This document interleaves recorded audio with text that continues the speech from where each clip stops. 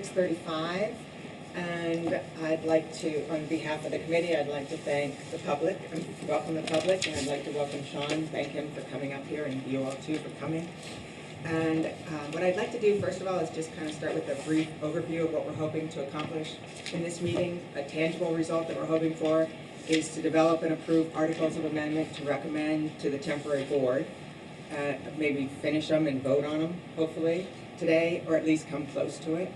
And then number two, intangible result would be that we have a robust discussion where all voices are heard and considered as we work through this, and mindful of Thomas Jefferson's quote that I love, the one about during all the turbulence they were having, during the founding of our country and governance options. And he said, every difference of opinion is not a difference of principle. And I think that's really important for us to remember, that our main principle here is what's good for our children. And we may have different opinions on how to make that happen. So conflict is good, right? So per the agenda that everybody's gotten, with a little more detail about how the meeting will flow, first we'll do the administrative, then we'll get to public comments, and then we'll look at the review and draft articles, and we probably will go to executive session after public comments so that we get some answers taken care of before we get back into trying to refine things. So if we could start with the administrative, let's start with the approval of the minutes from last time. Bob makes a motion. Thank you. Second, Chris. Any discussion? All in favor, please say aye. Aye. All opposed, nay. Okay, the motion passed unanimously. Great. And now we're at the public comments part of this session. And I wrote down some notes about this so I get it right. Okay, we want everyone who wishes to speak to have a chance. How many people in here would like to speak for public during public comments? So we got two. Okay, so given that, I would say everybody has 5 minutes to speak in the beginning. And then for this part of the agenda, and then what I'm hoping is that our last meeting we had pretty much ad hoc, where we had discussion throughout with the general public, and that worked out well because it was an information flowing system as well as a brainstorming process. This meeting I think is different. We're talking about refining and trying to really agree on some things. So if we could, we will go through each of the amendment items as a committee and then ask for the community, public, for input if they have anything they want to add or questions or suggestions. I think that's going to be the best way, the most efficient use of our time, and for all of us to get the results that we want. So let's hear from the public. Who would like to speak? I think we're going to have more people, but I think that'll be okay. We still can give 5 minutes to everybody. My name is Mark Monasko. I used to serve on this board. I used to serve on the Supervisory Union board. I'll be perfectly honest with you folks. I'm not in support of this Article 46. I'm not in support of this merger. But, I mean, if we're going to move forward, and it kind of looks like we are, I have some questions that I want to ask, and one of them being, is it our intention of this committee that we have equal representation as far as this newly formed board is concerned? And I understand that there's some philosophies out there about 5, 3, and 1 or what have you. I just want people to understand the fact that how this particular school was created. Back when it first was built, it was built on the conception that equal representation would be granted to Highgate, Franklin, and Swanton. And I would just like to remind folks that our country, our Senate, is based on equal representation. Whether your size of your state is big or small, your town is big or small, that we have equal representation. And that's my 2 cents on that. Thank you, Mark. I think that will be one of the questions of this evening. Who would like to go next?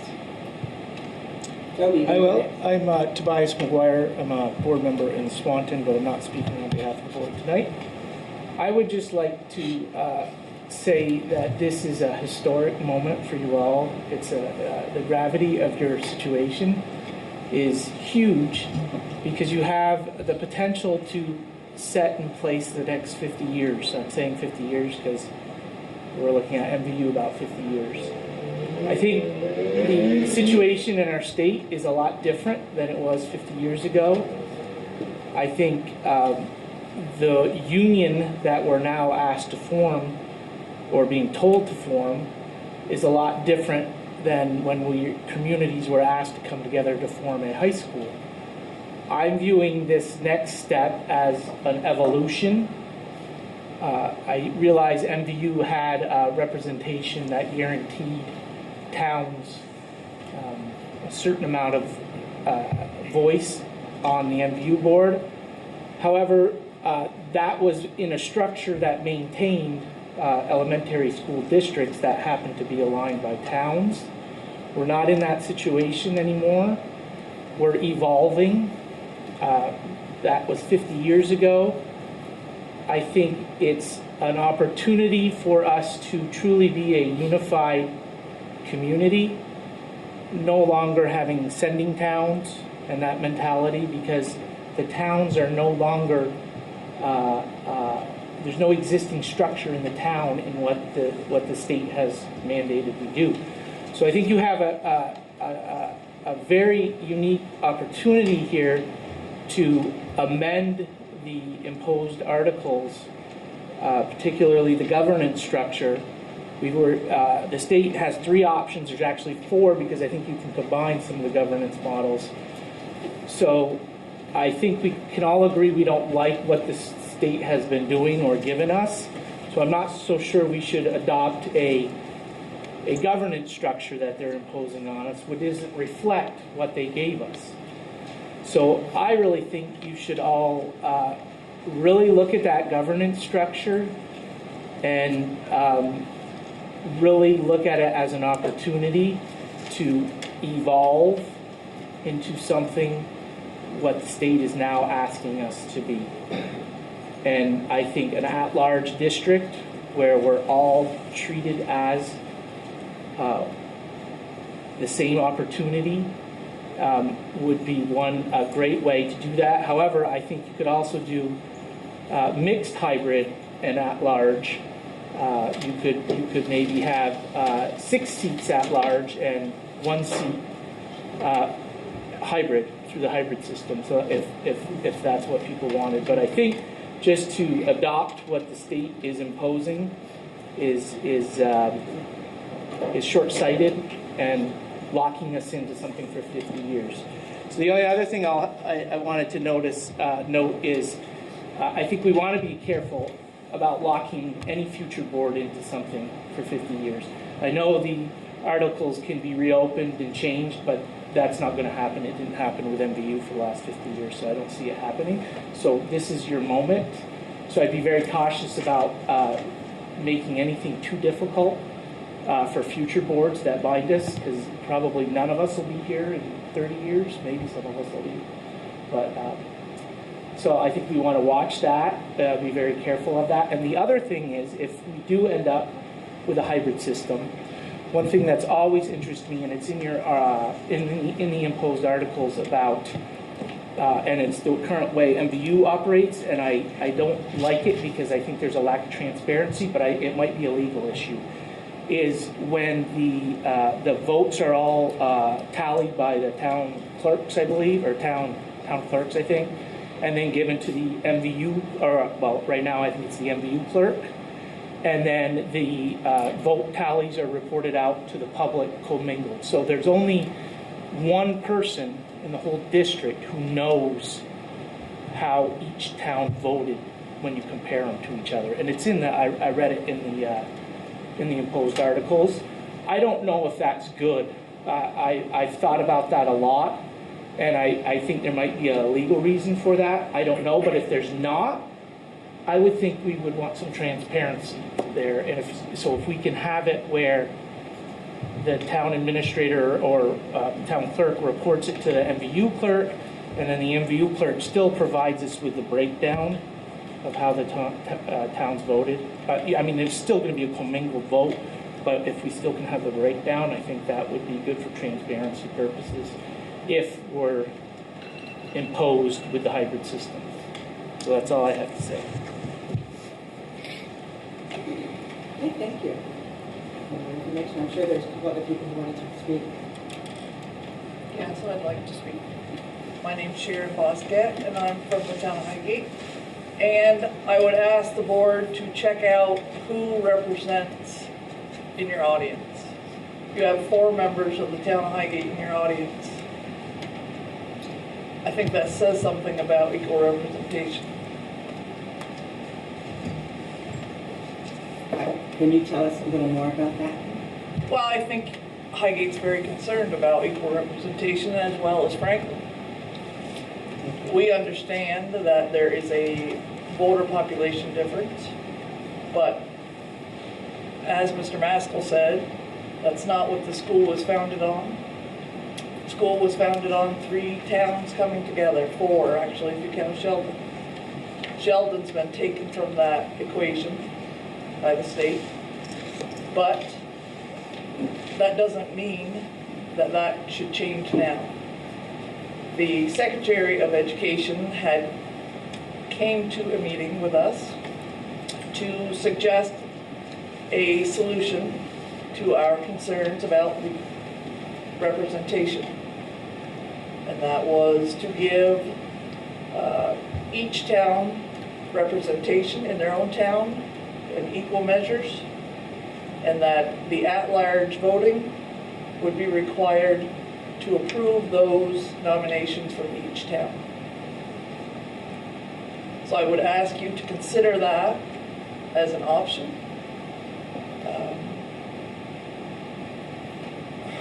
We need to work as communities, and in this particular instance, a community for our children. We don't need squabbling. We don't need to have this one gets more than that one gets this one. We don't need that crap. We have enough of that. We need to come together and do what's best for our children. Thank you. Madam Chairman, may I just get a point of clarification, because I know Sharon, I'm a student, and actually I know Mark. We're not talking about MVU. The MVU board is going to be dissolved. There will be no MVU board. When this is done, there'll be a board.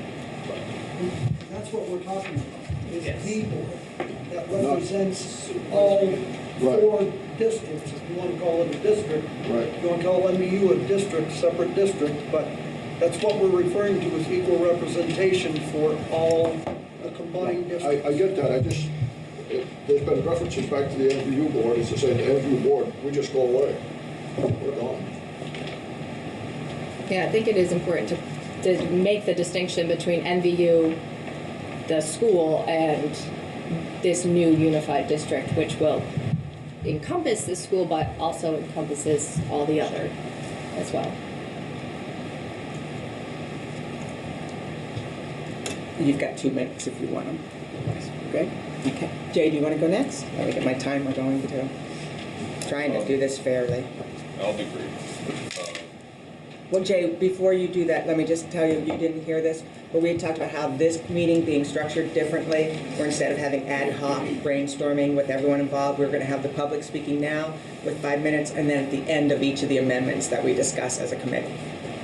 So you might want to take the 5 minutes. Well, I'm going to be brief.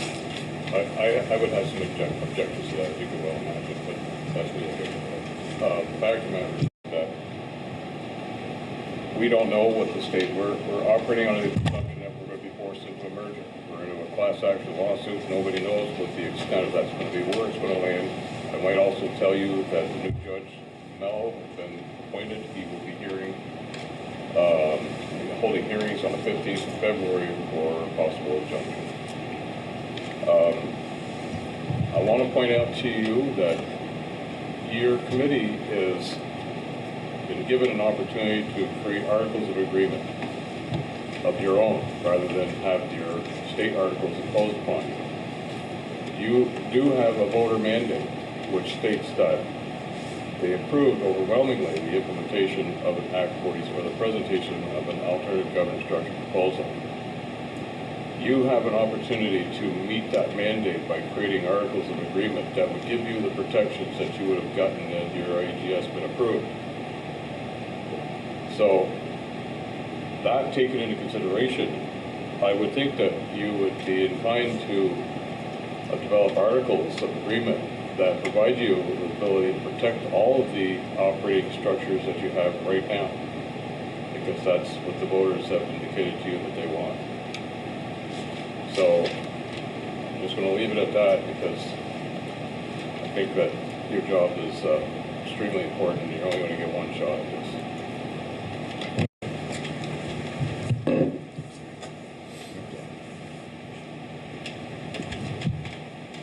Who else would like to speak?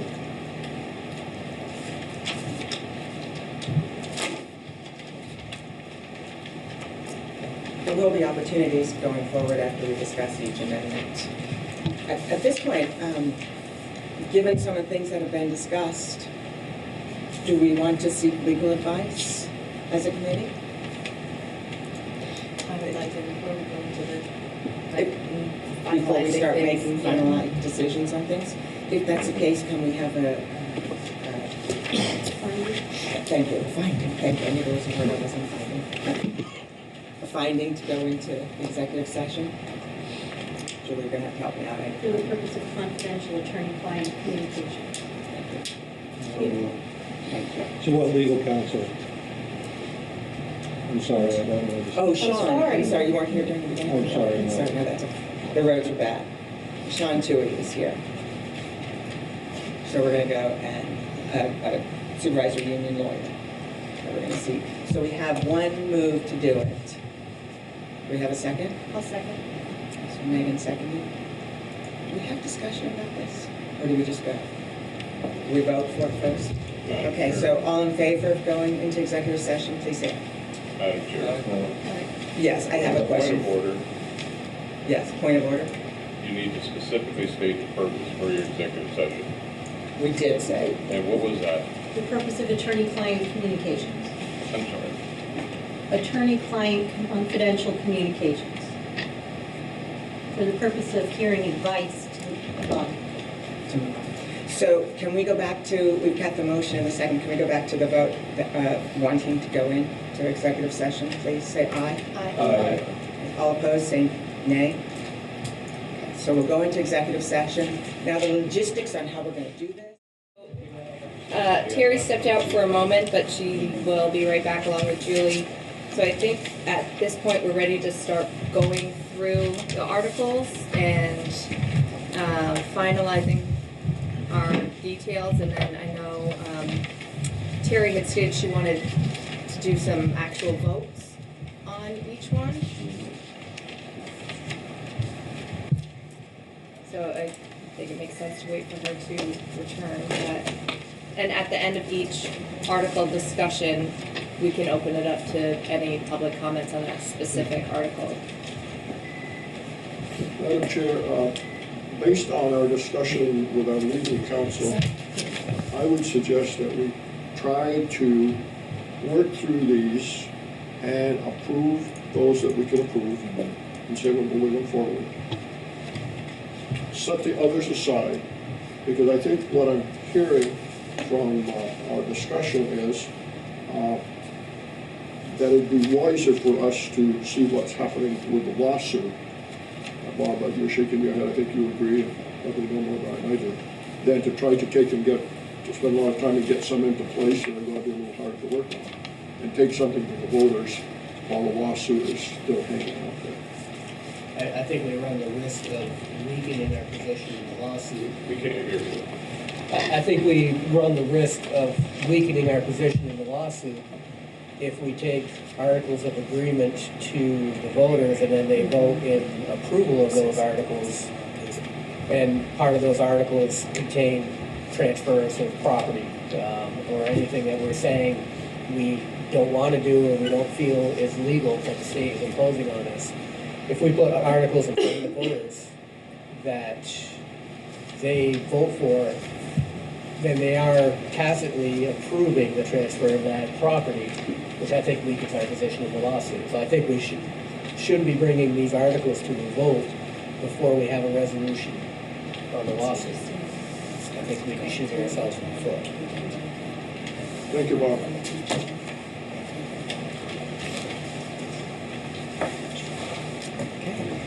Thank you. Which doesn't mean that we're not going to do the legwork to draft up articles now that we feel are as good as we can make them in the eventuality that if we are into an imposed merger, we have no choice and we fought the fight in court, then we've done the legwork to make this the best we can make it. But I think taking it to a vote right now is a little bit too early. Yeah, pretty sure. Especially if we're taking guidance from the AOE that could or could not be, you know, true, invalid information. Yeah, that's what the court case was showing. Right, okay.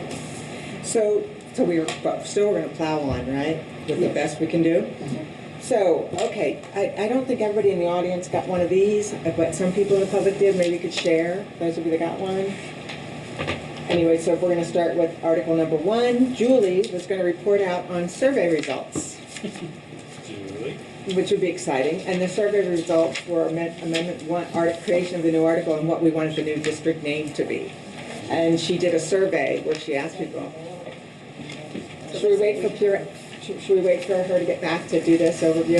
Yeah, Okay. you can go on. So let's move on to Article 2. I agree, Don, what you said about look at our areas of agreement, because we've got a lot of areas of agreement so far, don't we? So if we do 2, we'd see those changes. Anybody have any comment about, in the committee about group 2, or are we agreeing with what we had after you've had a chance to think about it from last time?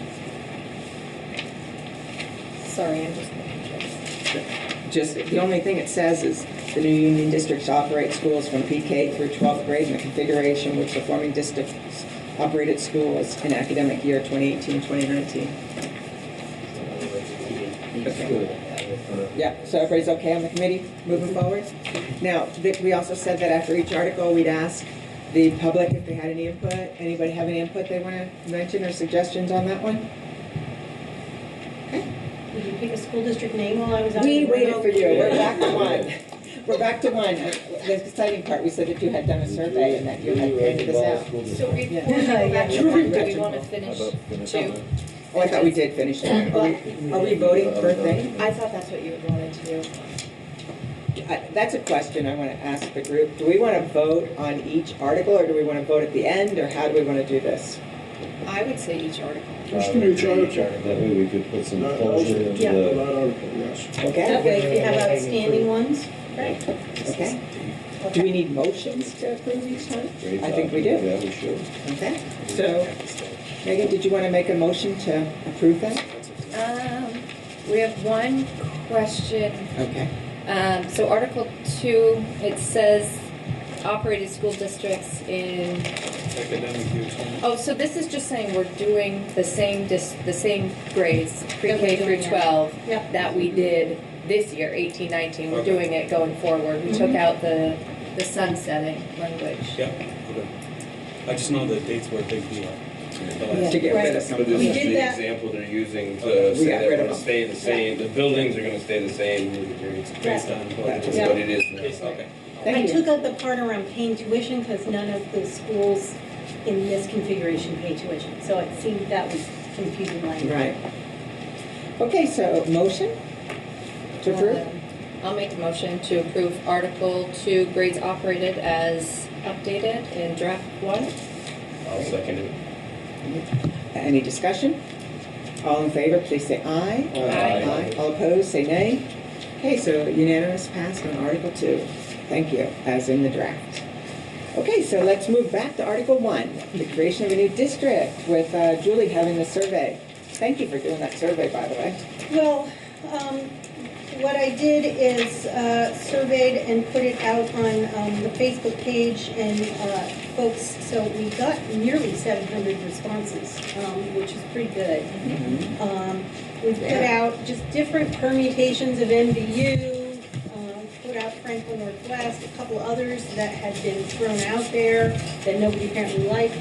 I have a quick logistical question. Yes. There's one, Yeah, what's the scale? good So, and yes. 5 bad. So what I did is a 1 to 5. 1, you dislike it. Oh, dislike. 5, you like a lot. That was my first question. Yeah. Oh, Sorry. I had this all So the back. people taking the survey, those directions were very clear, but, you know, in terms of just what, Say your- how things are printed, right? Pretty good So- answer, isn't it? Okay, so 1 is you hate it, 5 is you love it. There you go. Okay. Okay. I think it made it easy for us. So it was very interesting because at first, the Franklin Northwest Unified School District and the Missisquoi Valley Unified School District were looking kind of neck and neck there. And then in the end, people seemed to really like MVU. I do want to say, I also had comments. Yeah. And I added, what I did is I sorted them because they're just, you know, random. I took all of the suggestions for names and put them together. I put the other comments about the name, like you have one person say, anything with Missisquoi is great, I love it. And the next person would say, anything with Missisquoi is terrible, I hate, you know. So I kind of threw those in there. More people were in favor of the Missisquoi because that is something historical that identifies our community. Although those comments are pretty strong, Yeah. and they make anything but mud or whatever, Missisquoi River, you know, People Maple Run. don't like, oh, yeah, well, that was, there were a couple of jokes too. If something wasn't rude, I left it in. You know, that was kind of, somebody said, you know, North Maple Run would be a great name. That was obviously a joke, but. But I think, I like hope some of these obviously a comments. joke. Someone put that, I like Great. Missisquoi. I like Missisquoi Valley because that's the name of the school. That's the Clearly, only you know thing. which comment I entered. And there was some confusion, and I actually reposted on Facebook, because some people said, don't change the name of my school. And I clarified that, you know, we're not Yeah. changing the name of our high school, we're not changing the name of our elementary schools. It's the new entity that would have a new name. And so people really liked Missisquoi. I just fear if we go with Missisquoi Valley Union, or Unified, it's very close to Missisquoi Valley Union. Yeah. It's gonna be hard to differentiate from high school and our Yep. new. Plus, the initials are the same as Maple Run, or no, they're not. No, but they're- that's when I did the. But MVU, I think that is troublesome. You don't need a U. I clarified that Yeah, with but still. the state, and you could call yourselves the Lollapalooza School District if you wanted to. I mean, you don't have to have a unit. That's not a suggestion. But Lake Sandwich. you don't, they do recommend unified because it explains the kind of district you are. But honestly, I don't know that, why? I mean, I don't know that it's important to know that we're a unified union district. We're just a district. We're just a, you know. So you could call yourself the Missisquoi School District if you wanted to. Or the, you know, whatever you wanted. You don't have to have a U, and that might actually help with some of your confusion with MVU. The nice thing about Missisquoi, without Missisquoi Valley, if you just have Missisquoi, it kind of honors the Abenaki too idea that somebody had commented before, and it makes it so it's not union again. I think the inclusion of Missisquoi Valley is just, that's what MVU is. It makes it. That's my only the only thing concern. is, we asked people for their input, and 448 saw that as a very positive thing. Wait, so what is a positive thing? Missisquoi Valley, Yeah, Unified. overwhelming by a long shot. I thought that was. I mean, I could see. Oh, I see, if you add them together, I was just looking at Take the 5. Unified out there, Missisquoi Valley School District. Were all of the versions on the last page proposed in that? I don't think so. No, those were people's other suggestions. comments. Would it be a pain to do another run for fast again? Or is that With kind all of of these? Brexit, or would that be like Brexit? Let's not.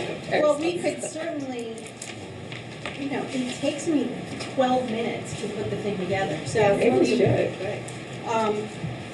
I know another one that someone suggested, Lakes End School District, was kind of lovely. Yeah, I can afford it.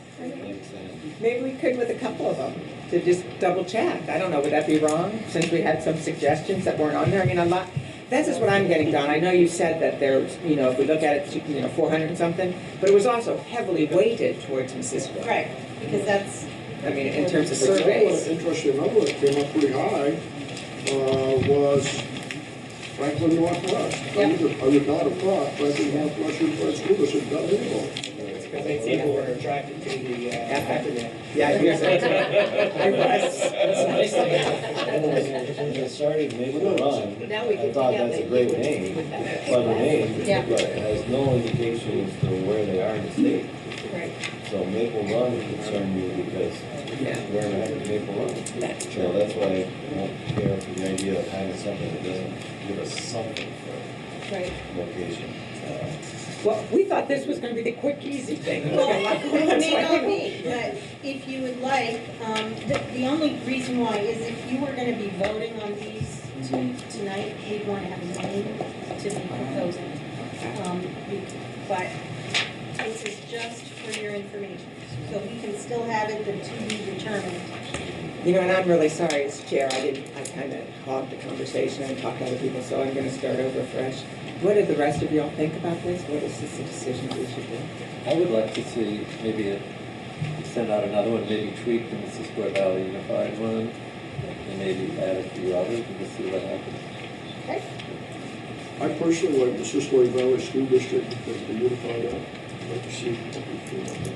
Did you get I that? was gonna vote tonight, that's the way I vote, Missisquoi Valley School District. Okay, so we got one that would do it again, one that would vote for Missisquoi Valley School I can't District. disagree with that. I like it Sounds too. okay to me. We got a couple people I in agree with Missisquoi. Don. I like it without the U in there.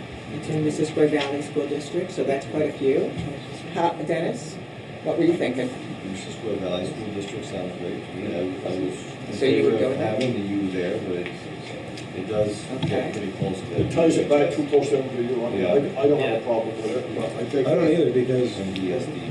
all the towns come here to this school anyway, so I hate, So we've heard from almost everyone, but not quite everyone. Megan and John, we haven't heard your ideas. I would like to go with what John had said, like, let's put out another one with sort of a condensed list of these. Like Abenaki Valley Unified School District is really similar. Oh wait, no, that's been just in there twice. That's what's Right. Yeah. Like, 'cause I do like some of these that are in here. The Abenaki one is in here several times. So like something that has a theme that's in here, like maybe we can put those out. So it's what John suggested. Yeah. Well, we'll take a vote, I but we're just I gonna. don't want one to like, you know, it's like, oh, well, why didn't the one that I wrote down get put back on? Like, that's my only concern. Like, can we really trim it down or? Well, here's I don't my, think you're gonna have 700 you're still responses listening. again. Yeah, I was wondering before from Robert, you mentioned what you liked, right? You did. And how about you, John? I guess calling it old fashioned, but I kind of like having the Franklin Northwest, just I a do too. location. Something with what? And we are, MVU already stands on its own to, you know, have Missisquoi Valley. I guess I don't feel the need to have another MV something, I guess. That's my thoughts. Or even you could have the Franklin North. Well, there's one in here already that has the same acronym. Franklin Northwest School Union. I don't know. I guess, like I said, I prefer having a location. So, I can narrow the Missisquois down to what, and I can eliminate the ones people just hated. I can have a Franklin Northwest in there, and I can take some of these as well and send out another survey saying the committee would be really interested in your further input. I think there's a lot of interest. People seem to be interested in giving their input, so I would like to, before we take a. I just wouldn't want it to be perceived as, you know, the input was not valued, because right, there's a majority of the people. I mean, it's not split a whole bunch of different ways. right. I mean, it's clear that what the preferred, you know, name should be, quite a bit, so I just wouldn't, I guess that's my concern, is I don't know if you're gonna get as many responses this time, and I don't know if it's gonna be perceived as we already went through this, we already picked one, this is how many votes it either Well, were. then, let's take a vote, if we could at this point. We can make a vote in terms of, just we can show a hand, for informal right now. How many people would like, so I'm gonna ask you, how many people would like to do another survey with revote with some, trimmed down options? And how many would like to accept what we've decided right here? So, how many want to do another survey with trimmed down? Raise your hands. So only 4. How many want to accept what it is right now? The Missisquoi Valley School District, is that what we decided? And how many is that? 2, 3, 4, 5. So that looks like that's where we would go if we're doing an informal poll. I don't know if we want to vote on that yet or how we want to do that. I guess we do. But before we vote, we always said we'd get public sentiment. So if I could ask the public, anybody have any sentiment they'd like to share on the name? Make a decision tonight. What? Make a decision tonight. Make a decision tonight? Anybody else? Okay, so I think we need to take a vote. How many agree that it should, I'm sorry, I would like a motion about the Missisquoi Valley, the name I of would some make the motion that we choose the MVSD. MVSD. Okay, a second? I'll second that. Don, second. I think you should add a comment about it. I mean, if we want to take what Eric says, then technically it should be MVUSD. That's right, we're taking the UL, Right. what they chose. So, we'll modify it right there. This So- one, Yeah. Well, let me just be clear though, I thought we had to have the word unified in there, so that was sort of in the direction. So that was a little misdirection. That's fine, but this is what was voted on by the public, so. Right. But I also said it was input, it wasn't like a, I understand. I just wanted to. Okay, so We didn't say winner's gonna get. Exactly. But so that might influence whether you vote yea or nay. So, well, my guess we is have they a like motion and a second? Missisquoi Valley. What? And what's that? My guess is they like the Missisquoi Valley part, the unified, and it's probably thereabouts. So this is the discussion. Okay, I think any it more makes it a discussion? little different than the name of the high school without the U in there, so that might satisfy some people. Any more discussion? Okay, so Franklin the, Northwest idea isn't a bad idea either. the what? Franklin Northwest, Right, it's not a bad idea. I agree, I like that. Or another poll isn't a bad idea either. But now we're gonna take a vote. How many are voting for the Missisquoi Valley School District as the name? Please say aye. Aye. Anyone opposed, say nay. Nay. Nay. Okay, it looks like the ayes have it. Do you need to know who said nay and who said aye? Yeah, have a number. I think it was 5 to 4. Just raise your hand quickly. Okay, raise your hand quickly if you say aye. Okay, so it's probably easier to look at us, the nays. The nays. And we're loud, though, Terry. What? I know. I was hoping I could get away with that. I was thinking it sounded like the nays had it. So We were just loud. does that mean that you're approving the whole article? I think, for me, it meant it. Did that mean it to everybody else that we were? For what? The first article. As a, Just Article 1B, right? Yeah, 1B, the name. Oh, we weren't Right. agreeing to everything? Yeah, I think the others were. Yours were there were no changes in the. Right, those Oh, were then. non-touchables. Yes. you just need to make a motion to accept Article 1 as a whole. Okay, I think you're right. Thank you. So, just clarification, so the Missisquoi Valley School District without the U. Right. Thank you. That's what I heard. Good catch on that. Can we have a motion to accept Article 1? we did. So, a motion, a second? John, did you get that, Jared? Bob? Well, I've made the motion for Article. And I second. Any discussion? Is this for the whole article? Whole Article 1, for Article 1. Any discussion? All in favor, say aye. Aye. All opposed, nay? We got one nay. One nay, Actually, I'm gonna make it 2 nays. 2 nays? Yeah. I'm the 3. I'm next. Sorry. Okay. This is all very confusing. Okay. Okay, thank you. easy one. I wasn't as loud that time. All right, so now we're on Article 3, attendance.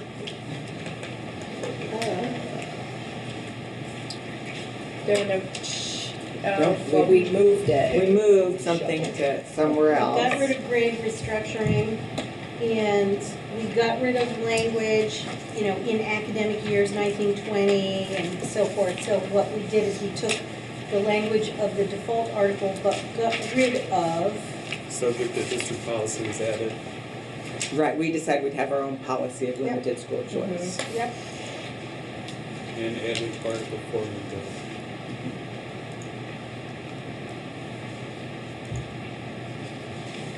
So we can discuss it and get the public involved if they want. I'm gonna move, the full Article 3 as stated here. I'll second it. Did you get that, Kira? Oh, yeah, I know there's a lot going on. Don and Chris. Yeah, no, but what are you moving? Article Number 3. three. Article 3. To approve it? Yes. Okay. Sorry, we will slow down. And discussion, and by discussion, we can include the public in this. Anyone have anything they want to add or discuss on that one? Article 3? Jay? Just for clarification purposes, you're approving it as written in this paragraph? I'm sorry, what? Yes, just that paragraph is all it is. Thank you. I have a question. So I had in my notes from last time that we were saying the board may grant a parent's or guardian's request based on district policy, but here we have based on a policy of limited school choice. I just want to make sure that language is okay, since it's not what we had before. So, that's true. Limited, that was an assumption by saying limited school choice. Otherwise, it would be, your policy could have completely open school choice if you wanted. I doubt that you would do that. It would be very difficult to manage your schools. I think this is more transparent. Right. The board, I think this is more transparent. Otherwise, people are going to say, oh, we got two full choice. So I think this is really clear. Okay. Yeah, we cleaned that up. That was a big one. Any other discussion? Okay, all in favor, please signify by saying aye. Aye. All opposed, nay. Okay, passed unanimously. Thank you. Okay. Article 4, restructuring of grade configurations, closure of school buildings. Did we have any changes there? Yes. There's quite a few. There's an A and a B on that one. A1 and A2. Because we took B from Article 3 and the default articles and moved them into Article 4. So,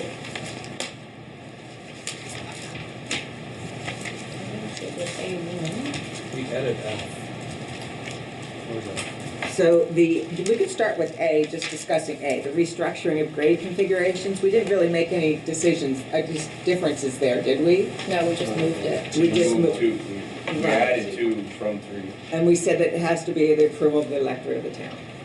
And we removed the academic years, the sunset. Right, Correct. so that's This one, it. grade and academic. Okay, then B, the closure of school buildings. We made a couple of changes here. And we said unless first approved by a 3/4 vote, this is I, for one, on B, closing of schools. We said that it would have to be first approved by a 3/4 vote of the new Union District Board, and then a majority of the voters in the towns. And then we also clarified that moving all grades would be considered closure, but I think that was in the original, wasn't it? Well, no, it would be residing within the town, not just the towns. Generalize the, Residing in the town. right, that's being affected. Right, we said that, right? That's in there, the red? Okay, thank you. Okay, and then we talked about another school-related purpose, so we had clarity there. You know, That's a big one. what do you think, it's a big one, that we got it here, or what? No, I think there should be quite a bit of discussion on that, because I think, let me read this real quick. Having just one meeting is not enough. What do you mean, one meeting? Well, it says, One vote? yeah, One vote? not one vote, but the, let me get my,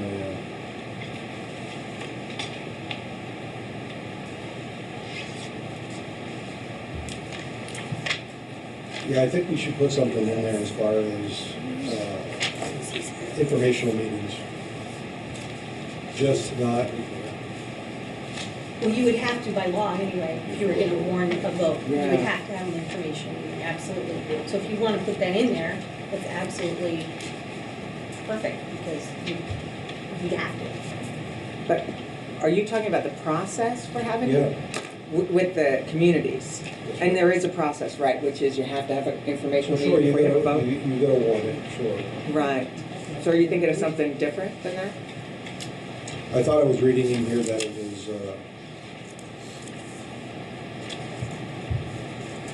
yeah, I guess I misunderstood the language in here. Well, it's interesting they say that because actually I was looking at it and I was thinking, you know, I would take out, and I know we talked about this last time, but I would take out unless approved by a 3/4 vote of the new union district. I would leave it to majority vote of the board because it's up to the communities. It's up to the voters residing in the town. It's not up to the school board, it's up to the voters residing in the town. And so why would we have it has to be approved by a 3/4 vote of the Do board? they have to vote before it's warned? They- Board has they a vote would. on it, and then, But if we're really about giving the local towns control, why would we say it has to be 3/4 of a board? Why wouldn't we go with majority of a board and the majority of a town? I mean, it's up to the town if something that serious is gonna happen. Well, if the town's gonna want to close the school, they're gonna approach the school, the board to do it. So Because I think the you're gonna board have to make a vote regardless to authorize that. Yeah, so why would we put in 3/4? It seems to me if a town, I can't imagine a town wanting to just close their school, first of all. So it seems like there's a safeguard right there. The town is the one that should have the say, in my opinion, as opposed to the board. but it's Well, they union both do. district. I guess all I'm saying is I would have, the board has to approve it, obviously, but why does it have to be 3/4 of a vote of the board to bring it to people? When it's the people who are impacted, the people who should have the say. It's just a new rule. Because I think the thinking is, depending on how the board's structured, majority could easily just be one town. But then it's ultimately up to the town itself. I It just, understand. I think it just adds that little extra bar to do We had it. quite a discussion at the last meeting about this, so, I know, I'm bringing it up, I know. yeah. But I didn't know, I thought we were allowed to bring stuff up tonight. You know, the thing is, if people in town wanted to do something, they could circumvent the board, get a petition. So I don't know why the board has a dog in this fight, really. That's right, that's my point is. The public is gonna say, we do wanna do this, or we don't wanna do this. And it's been a long, long time, but I can remember when the board did wanna do something, and people got a petition and put it to the voters said, here, board, this is what you want for us. So I don't know why that language is there, because it's really, the key is to tell people in the town. That's why I was just curious as to why. Well, I guess it depends on which end initiates it. If the town's initiating the closure, that's one thing, but if the board's initiating the closure, Right. and, you know, you have to get through the 3/4 of the board first, and then the town would have to approve it. So I think Right. we Yeah, have to I provide had some some- step. I Yeah. had notes of a majority of the town.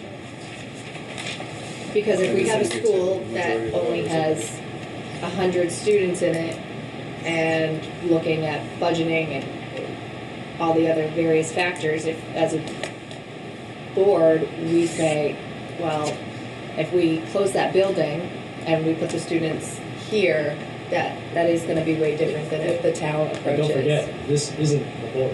Right, So we're thinking right. of boards in the future. You wanna make sure you think in the future as well. Yeah.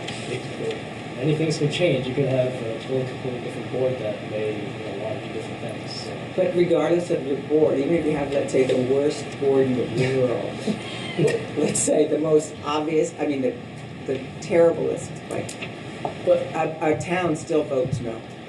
I understand that. However, especially if it moves to Australian ballot, it's pretty easy to, and that's where the informational meetings come in place, is making sure that the town's aware of that, because if they're not, and it's just a clear Australian ballot vote, and 100 people show up in a town that's, 1,000 and vote to close the school, then that's And that's why I say, Okay. like what John's saying, is to Okay. hold at least 3 public hearings. Okay, gotcha.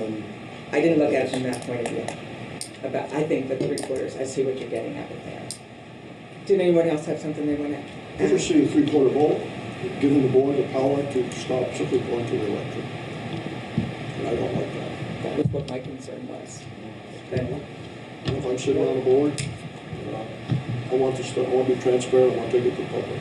I may not agree with the public, but they are our bosses.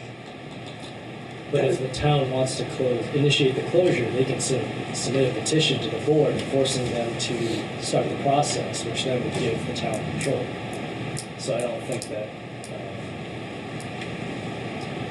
I just don't know what we're going there. Anyway, We'll move on. I have two people from the public who want to add something. So I guess two things to add to that point. There is sort of the question out there. This may be unresolved at this point about whether a single town versus the commingled electorate will have this kind of authority.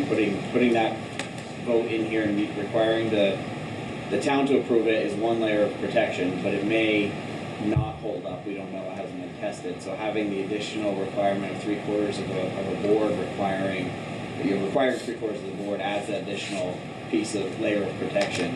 And if we move forward with the 3-3-3 model we've talked about, 3/4 requires at least one board member from the town affected. And so that, again, looking out into the future, it would, I think, be really discouraging to have a majority vote of the board to close the school come from members of only the other two towns whose schools are unaffected. So, you may be right, Terry, but it's just those extra levels of protection that provide a lot of comfort for a lot of us.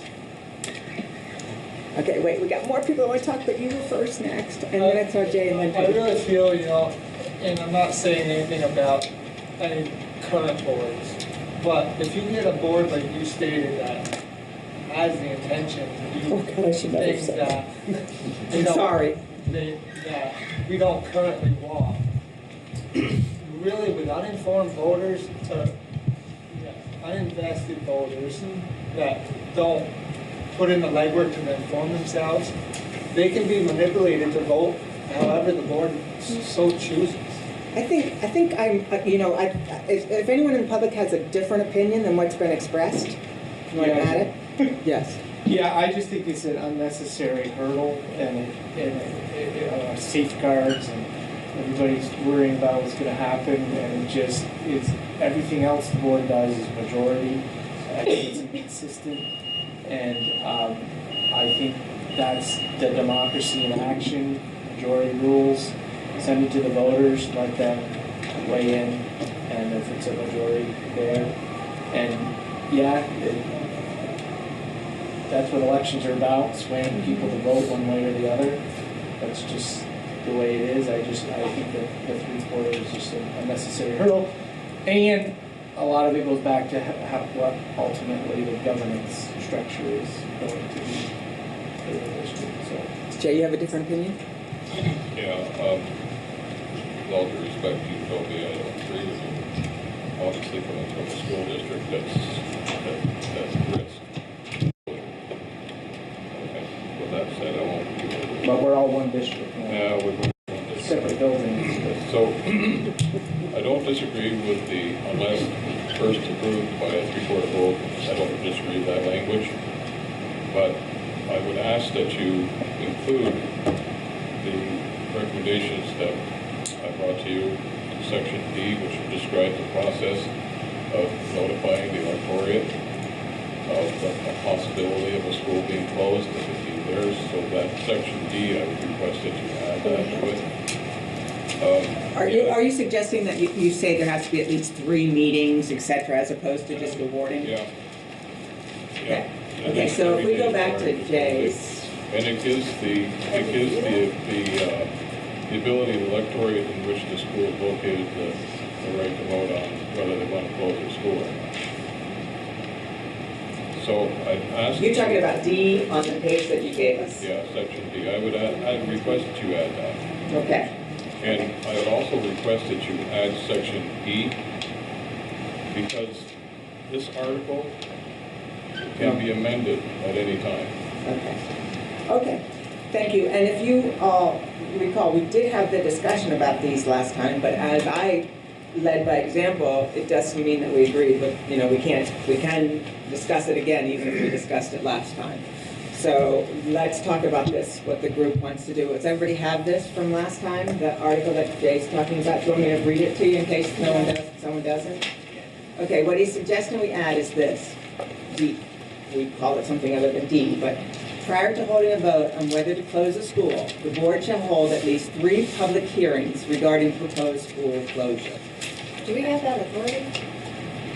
I mean, the law is you have an information. If it's meeting. amendment, I think we You can. I don't can think have public hearings.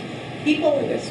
have had articles that have even higher, like, unanimous votes of the of the town. There's no way that you can even probably hold up that court.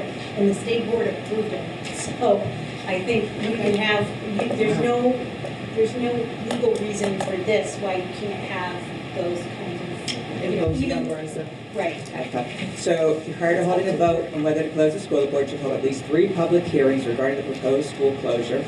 After conducting public hearings, if the Unified Union Board intends to close a forming school district school, it shall give notice to the electorate in which the school is located, which you would have to do by law, right?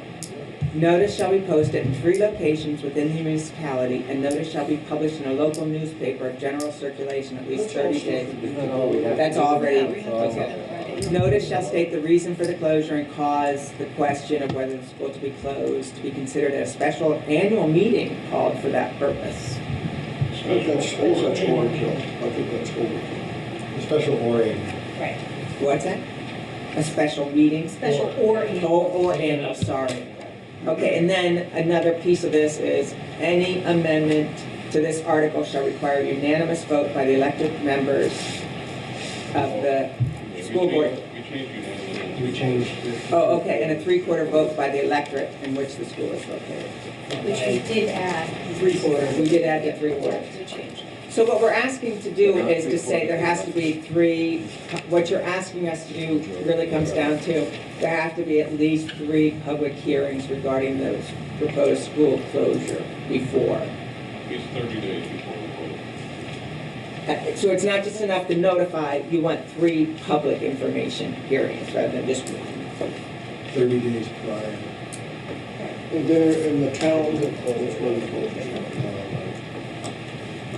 So, I think that's, like, I understand it, but at the same time, like, personal responsibility and educating yourself, like, there's the laws, there's what we're following, putting it out there, notifying the public about it. I think it's overkill, having 3. Like, Well, I understand having a we have couple. on I-46? well, We're not done. we haven't really had it in the town. Wait, there's a Everybody's still difference. confused, right? Well, okay, so perhaps just in terms of efficiency, I have a suggestion that we vote on the article as it is, whether to approve it or not, and then if we vote no, then we can vote on with the changes. I would like to suggest we vote on the article as it is, and if we vote no, then we put that back on the agenda as one of those issues that we can't resolve. What do y'all think of that? Makes sense. The way it's written here? Yeah? Is that A and B, or we're going to do A separate and B separate? I think we should vote on A. And then B? And then the whole article? No, we can't, depending on what our answers are. We might be able to. Okay. So who wants to make a motion that we accept Article 4A? I'll make that motion. Who'd like to second? Any discussion, any further discussion? So just to clarify, the things that I heard that Jay wanted would actually be additional items into this. Into B, though, basically. And B. It looks like A wouldn't have any additions. So we're voting on A that didn't have any requested additions. So all in favor say aye. Aye. All opposed say no. So that passed unanimously. Now we're on B. Can I have a motion to accept B as it's written in this draft 1? I'll make that motion. Did John make a motion? Do we have a second? I'll second it. Second. Discussion? This is voting on as it stands right here with the red. All in favor say aye. Aye. All opposed say nay. Nay. Okay, and raise your hands if you're aye.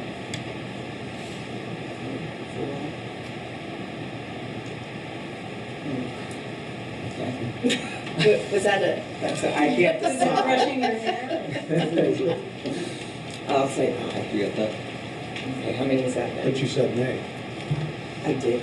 Did I change it? No? Okay, I said nay. Okay, so, sorry, I'm breaking rules here without meaning to. I'm fine with saying nay. So it didn't pass. So it's clear that we're gonna be discussing B again. Yeah. I think I said no for different reasons than other people. Still no. Yeah, it's still no. There's still things you want to change about it. Okay. Okay, so that one's going, So Article 4B is being tabled for next meeting. That one we'll Got it. discuss public hearings and all that. got, okay. Article 5, finances. We can't change based on our council. Based on council, we cannot change it. If the based on council, we would go with what's written in black, Right. except for the last one, C, which is dedicated funds such as scholarships and endowments shall remain committed That for would- their future purpose, right? Yes, that's the language that I added. Thank you. So, But I have a question. yes, So council said that we should follow what is outlined in Article 14, which is the authority to amend, and Article 5 is off limits, like in its entirety. So, I can ask the question whether we can add that sentence. It doesn't change the Okay. nature of the law in any way. Okay. And I asked that question, I think, striking stuff out is a no. Right. Adding stuff is Okay. like. yeah, I feel comfortable with that. okay. So we get rid of that A where it says, or no forming district shall assume, right? Yeah, because that's the crux of the lawsuit and. So otherwise, we're good, right? Everybody's clear on what they're gonna be voting on? ABC. Sorry. No, in draft 1, maybe Bob can show you. Yeah, one section here is being struck. So that the. Everybody else in the public is seeing what we're doing here? Based on the. I got a question. Why did this need to be talked about with council and executive? It doesn't sound, you're asking if it's legal or not. There's not much more discussion than that. There was a lot of discussion around it, that was like one portion of the questions that we had. There were others. So we wouldn't have been able to do like that part without revealing the confidential nature of the conversation. And that's how I take it, everybody else. I think you said it really well. Okay, so the public knows we're just crossing out the or part for this, and the red behind that, below that. Otherwise, the red at the bottom of C, we're leaving it. So do we have a motion? When we get to conversation, when we get to discussion, is that okay, or do you want to say? Yeah, well, I thought you were gonna have discussion before you voted on it. We are, but we haven't We make put it the on the motion. table. We haven't put the motion on the table. All right, So that's what Mark, okay, that's fine. okay. Okay, do I have a motion? I'll make the motion. Megan made a motion to accept Article 5. A second? I'll second it. Second, Chris. Now discussion. Mark, you want to go first? Sure, I wanna know why you folks wanna eliminate the Article A, or no forming school district shall assume any financial responsibilities for pre-existing bond indebtedness as authorized or issued by any forming member district that is not of their own making. And I'm going to refer this to Bob, if he would answer this, because I think he said it really well. Well, I think that's one of the cruxes of our lawsuit. We're challenging the state authority to transfer debt to people that didn't vote to assume that debt. Right. That's part of what we're challenging in the lawsuit. We say you can't do that. The voters have to take that debt on and approve that debt. They have, So what we're saying here is that if these articles take effect, if we in a position where we have to vote on these articles, then our lawsuit has not prevailed, which means the judge sided with the state and said, based on the reorganization that they're doing under Act 46, we are ordering you to take on that debt. They're commanding it through the law, and the legislature is supporting it, and the judicial system is saying that that was lawful with the judge's order imposing Act 46 on us. So what we're saying here is that if we win the lawsuit, this is a moot point.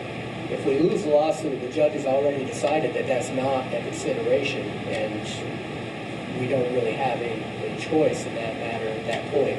We're being directed by the agency amendment. This will all the indebtedness of the sending district will be consolidated and will be one with the union. Everyone in the union will have their share of that debt. But you don't feel this is a safeguard if, for instance, you do happen to lose your suit? No.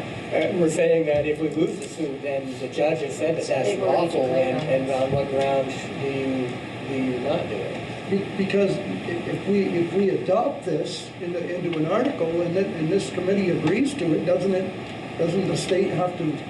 The agency is directing us at this point that we cannot alter this article. That's what the agency that is saying, you cannot amend this.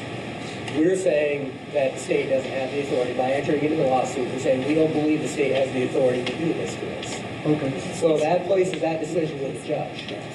So if the judge says, I agree with the people in the lawsuit that the state doesn't have the authority to do this, you can't do this, then this article is a moot point because we're not being merged and we're not dealing with it. Okay. If the judge says, no, that is lawful, I agree with the state, I feel they have the authority to do that, and you run the course or you appeal it to a higher, whatever final outcome comes from that lawsuit, if they back the agency of ed, then that's the direction the agency of ed has given us, and that's the direction that we're required to go by law, as the judge has said. You must do that. But that is only one leg of your lawsuit, correct? That's one leg of it. But it's a pretty big. So It's a very your large judge doesn't have to be all in on a no debt consolidation. I mean, your judge could split his decision based on different legal opinions. I mean, you are leaving, don't put all your eggs in one basket. Well, that's why I'm saying we don't bring these to a vote until we get an outcome from the lawsuit, because we could be weakening our position. Right. But if we get a decision from the judge that says you must do this, then this isn't something that we can amend. I say we leave it in there, because if it doesn't apply, then it's, like you say, it's not gonna work. It doesn't apply to us. Okay, So Jay I has think it something. doesn't hurt. Yeah. I'm sorry. Jay had something. So I just want to clarify that you're basing your decision on this particular issue on directive that's found in statute, and not confusing that with a directive that's found in a default article. Because all the default articles are amendable. So if you have something in here like this, nothing prevents the electorate at some point in time to add it at a later date, no matter what the courts say. Because your articles of agreement are amendable. Yes. So I just want to make sure that you're not making this decision based on some sort of legal mandate that's interpreted by the default articles as opposed to a statute that's actually found in statute. So, and even if it is found in statute, that can be amended. So, with that being said, this committee is able to put what they want in their articles of agreement. And they could include that without, at least in my opinion, causing harm. I mean, you could either amend it now or amend it later. Well, then let's take a vote. Are we ready at this point? So we've heard everybody's opinion. Why don't we take a vote? We've had the motion on the floor. We've had discussion. So all those in favor of accepting Article 5 the way it is now, please Well, it would be minus the way it is in draft 1 minus the or paragraph that says, I don't know if we need to spell it out. Article 5A only? No. All of it except for The only thing you want to remove is the or no forming district shall assume any, that part there. Okay. All in favor, please say aye. Aye. All opposed, please say no. No. Okay, can we show of hands, see a show of hands with no's? Threes. Okay, so it passed. Article 5 is going to look. Did you see the hands? Do you want to see the hands? 7 to 3, But do you want to have the names of the no's? You want to? No, it's up to you. Okay. We did before, that's why I just was going to stay consistent. We've got that. Okay, oh, that's good. Okay. Article 6, I think this is going to be some of the same, real and personal property.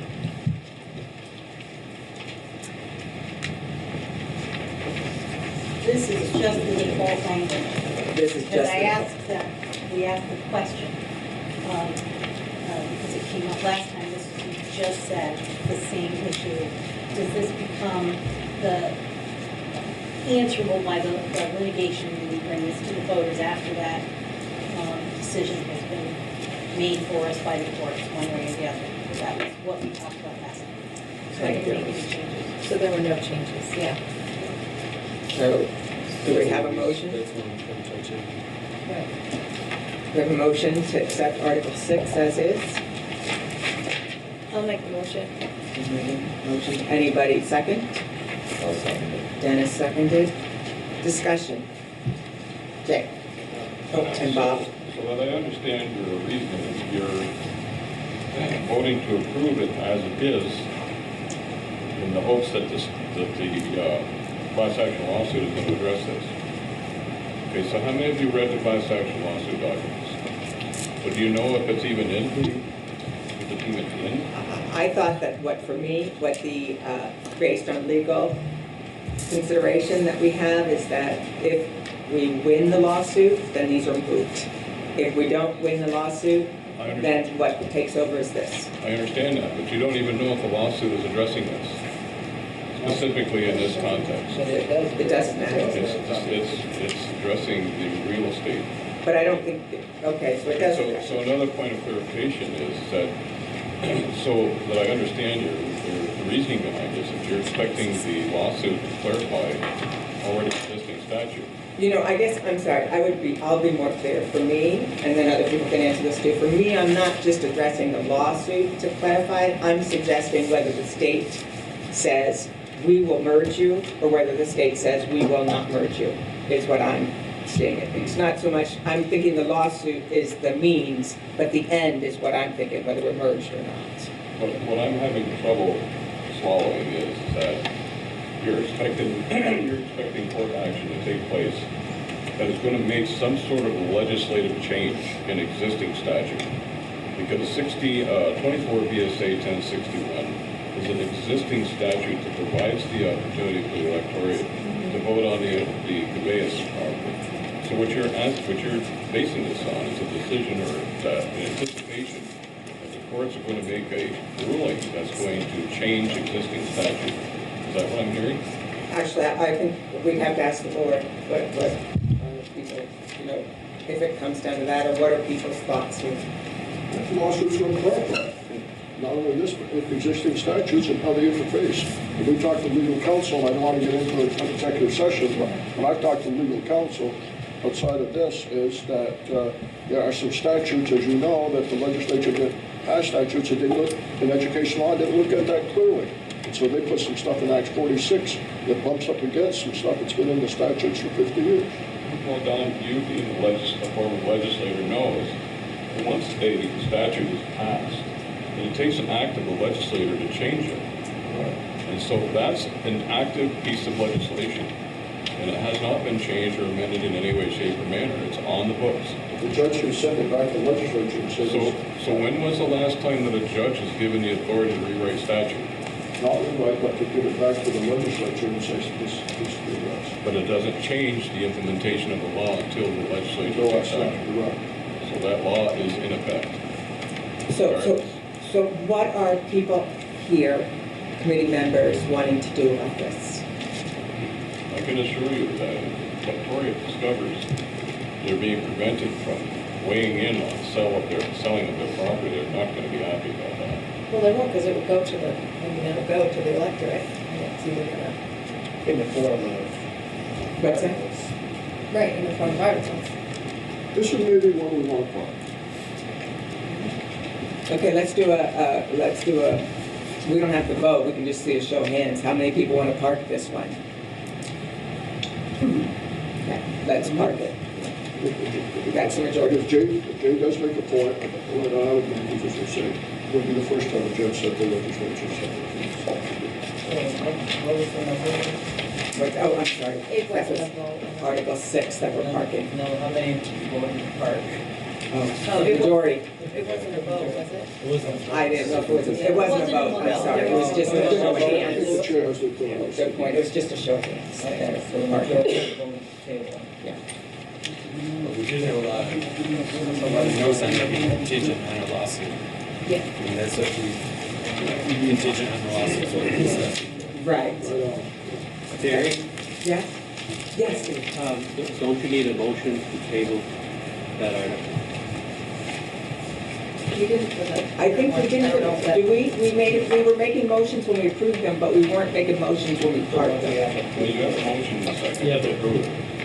Yeah, You did have a motion for discussion. So you have to vote on it. You did, yeah. Thank you. So we can vote on it. So, okay, so we're gonna vote, okay, so let's have a vote on whether we're gonna accept it or not. Thank you. Well, Who made the motion to approve it? Megan? Can we give a friendly amendment to the motion to table? Yeah, I She will would have to accept send her that. motion first. Okay, well, she can go on that, or she can rescind it. rescind it, I think. Either way. Okay, yeah, to rescind the initial motion and it's instead make a motion to table Article 6 voting until further discussion at our next meeting. Thank you for that point. Who was original second? Oh, the second was, Dennis. I wrote it down. Yes, you're right. so you're, Yes, I'm agreeable. good, that's good, thank you. So then we have to vote. So now we have to vote still? Okay, so all in favor, please say aye. All opposed, nay? Nay? Number. Table. So, Article 7. Seems pretty straightforward. Making a motion to, as written here, I'll second. in draft 1, John seconded. Discussion? Any committee members have any discussion? Julie, you inserted the 16 VSA 723. Yep, that was a suggestion by Jay, and it is another statute that covers the same thing, and the board seems okay with that, and even though this is one we're not, I think it's good. you know, it's fine. Any public comments before we vote? Okay, all in favor, please say aye. Aye. All opposed, nay? Passed unanimously. Okay. Article 8, organizational meeting of new union district. Now, this is not one we would bring to the, we talked about a lot of things when we go through every single thing, but this is not one you bring to the voters. This is this is part of the structure that's imposed upon us. Unimposed on us. So, you would not bring to the voters what your organizational meeting looks like. And so was 9. And what about 9? That was the same, right? Good comment. What's that? Are you gonna have a comment on 8? Are you gonna have any public comment? Oh, I think we're trying to decide that right now, at this point. Julie, we're listening to Julie here. So, as far as just sticking with Article 8, this is not one, and we probably want to sum it up later, but this is not one I think we necessarily bring to the voters. Okay, so did you want to comment on Article 8? Any committee members? Or if not committee members, then we'll ask public? Well, so we need to make a motion. So what I'm hearing is that we don't have to, this would not be going to the voters, so we don't have to approve this? Is that kind of right, or what? That doesn't quite sound right. Well, Yeah, this is just a the process for organizing a process. union high school district. So do we have to do anything with it? But it's still a process, still part of the article. I mean, it's gonna be followed, right? It'll be over by the time we bring this to the voters. Yeah. There is that, right? Is the thought that if something, there's another merger? This is what the agency says we have to do with that meeting, right? Right. Yes. Yeah, I see that a lot of these topics are things that will happen at the first board meeting, we already decided, so. Jay, you want to add something? Just a comment to jump ahead. In my opinion, Articles 8 through Articles, all the way up to Article 11, not counting 11, of course, but Article 8, 9, I think that there's no need to put that in. There's no need to approve it. I'm sorry, I couldn't hear you. That's all process. Article 8 and 9. Section 8, Section Right. 9. Stuff that happens. And I don't see where it's necessary to include that in Articles of Agreement. Right. That's, I mean, that's, yeah, it seems like if it's in here, it's something that we should be reviewing. If it's not, then we should just remove it. If these are process, I would just say just take them out. Yes. Can we take them out? Yes. If we were bringing this to voters, we would take them out. But it's good information for everybody Right. on this transition. Committee. And the transition, yeah. And the transition board. So what do we need to do with that? I think we just leave it We there. can do it for the time being. Yeah, Leave it's a them? process. Okay, so leave them for now? They're part of what's been imposed on us by the default articles of, these are the things that shall happen and we can amend them. But they're not something that went to other voters that went through a voluntary merger process. People didn't bring, process to St. Albans or Mill River or any of those sorts of things. Look at it this way, the courts will take care of that for you. Maybe. So what are you suggesting, I Joe? guess my point is if they shouldn't be in here, I'd say just go to the board, just take them off and just not. Vote to take them out of the articles and use them as process?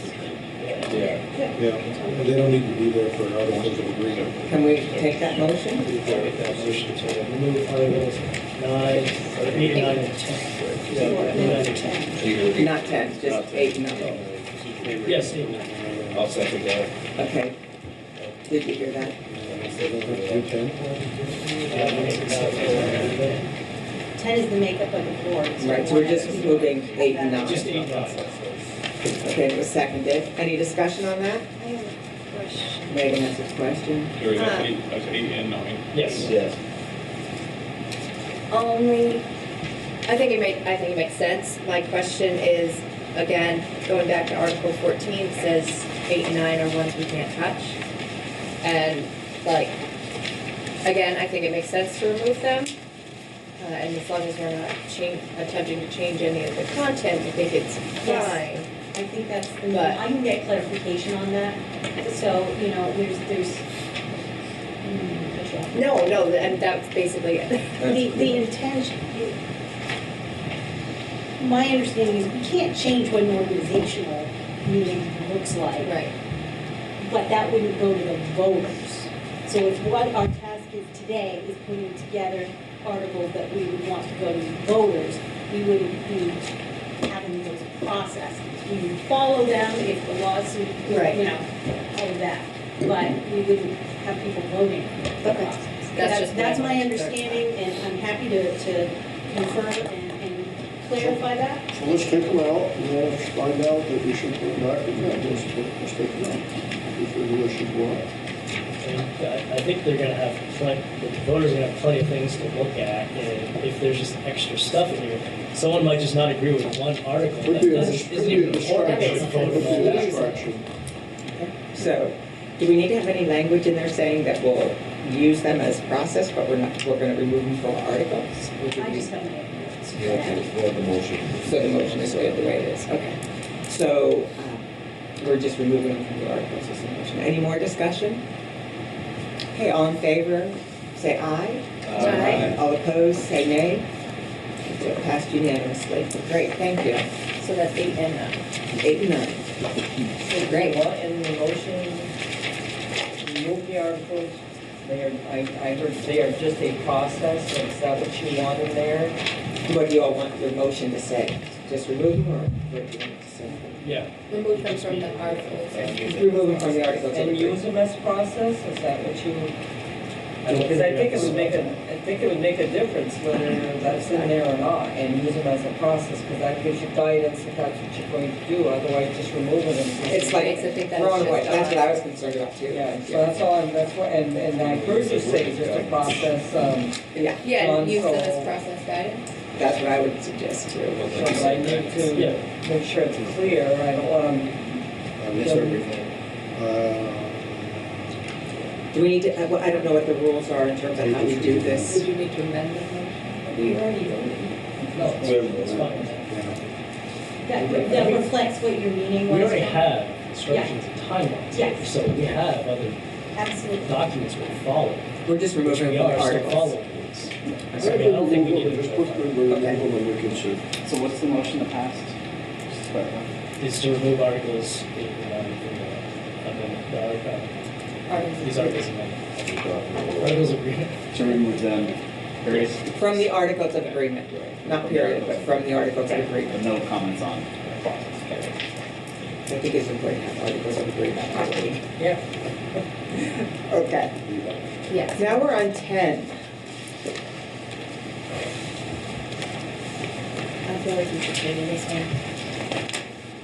But just know it's gonna be this. Well, I would say this, that I know that the discussions we had last time, it looked like everything was going to go through without any kinds of dissension from anyone on this committee. And I would like to say that that is no longer the case for me. And that is because I've listened to some of the voters of Swanton and some of the people that I'm representing. And similar to, I'm going to use your words, Jay, implied consent or implied, I wish I could think of the exact words I'm thinking of, but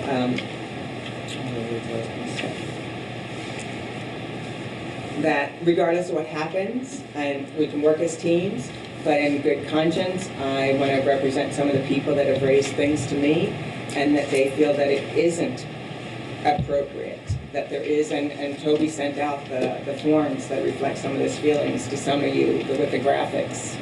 So we probably do need to table this based on that, unless you, I mean, we don't have to table it, you can still have a vote. I'm just suggesting that, and Toby, you might want to have a vote. But however you want that vote to be, huh? Or we can have further conversation around that. I would like us to have a conversation, if we could, while Toby's here, because I think that there were some ideas that you might like to share, Toby. Is that accurate? Yeah, I just think that the hybrid model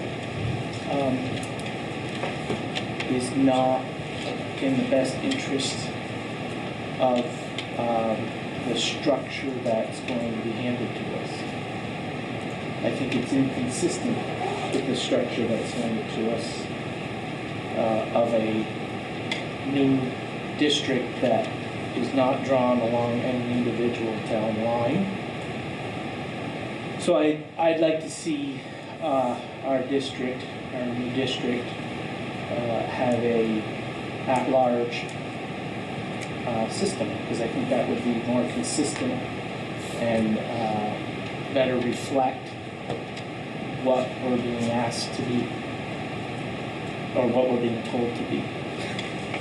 Can you elaborate on that a little? So, well, I mean, you have to look at the three models and really ponder it and think about it.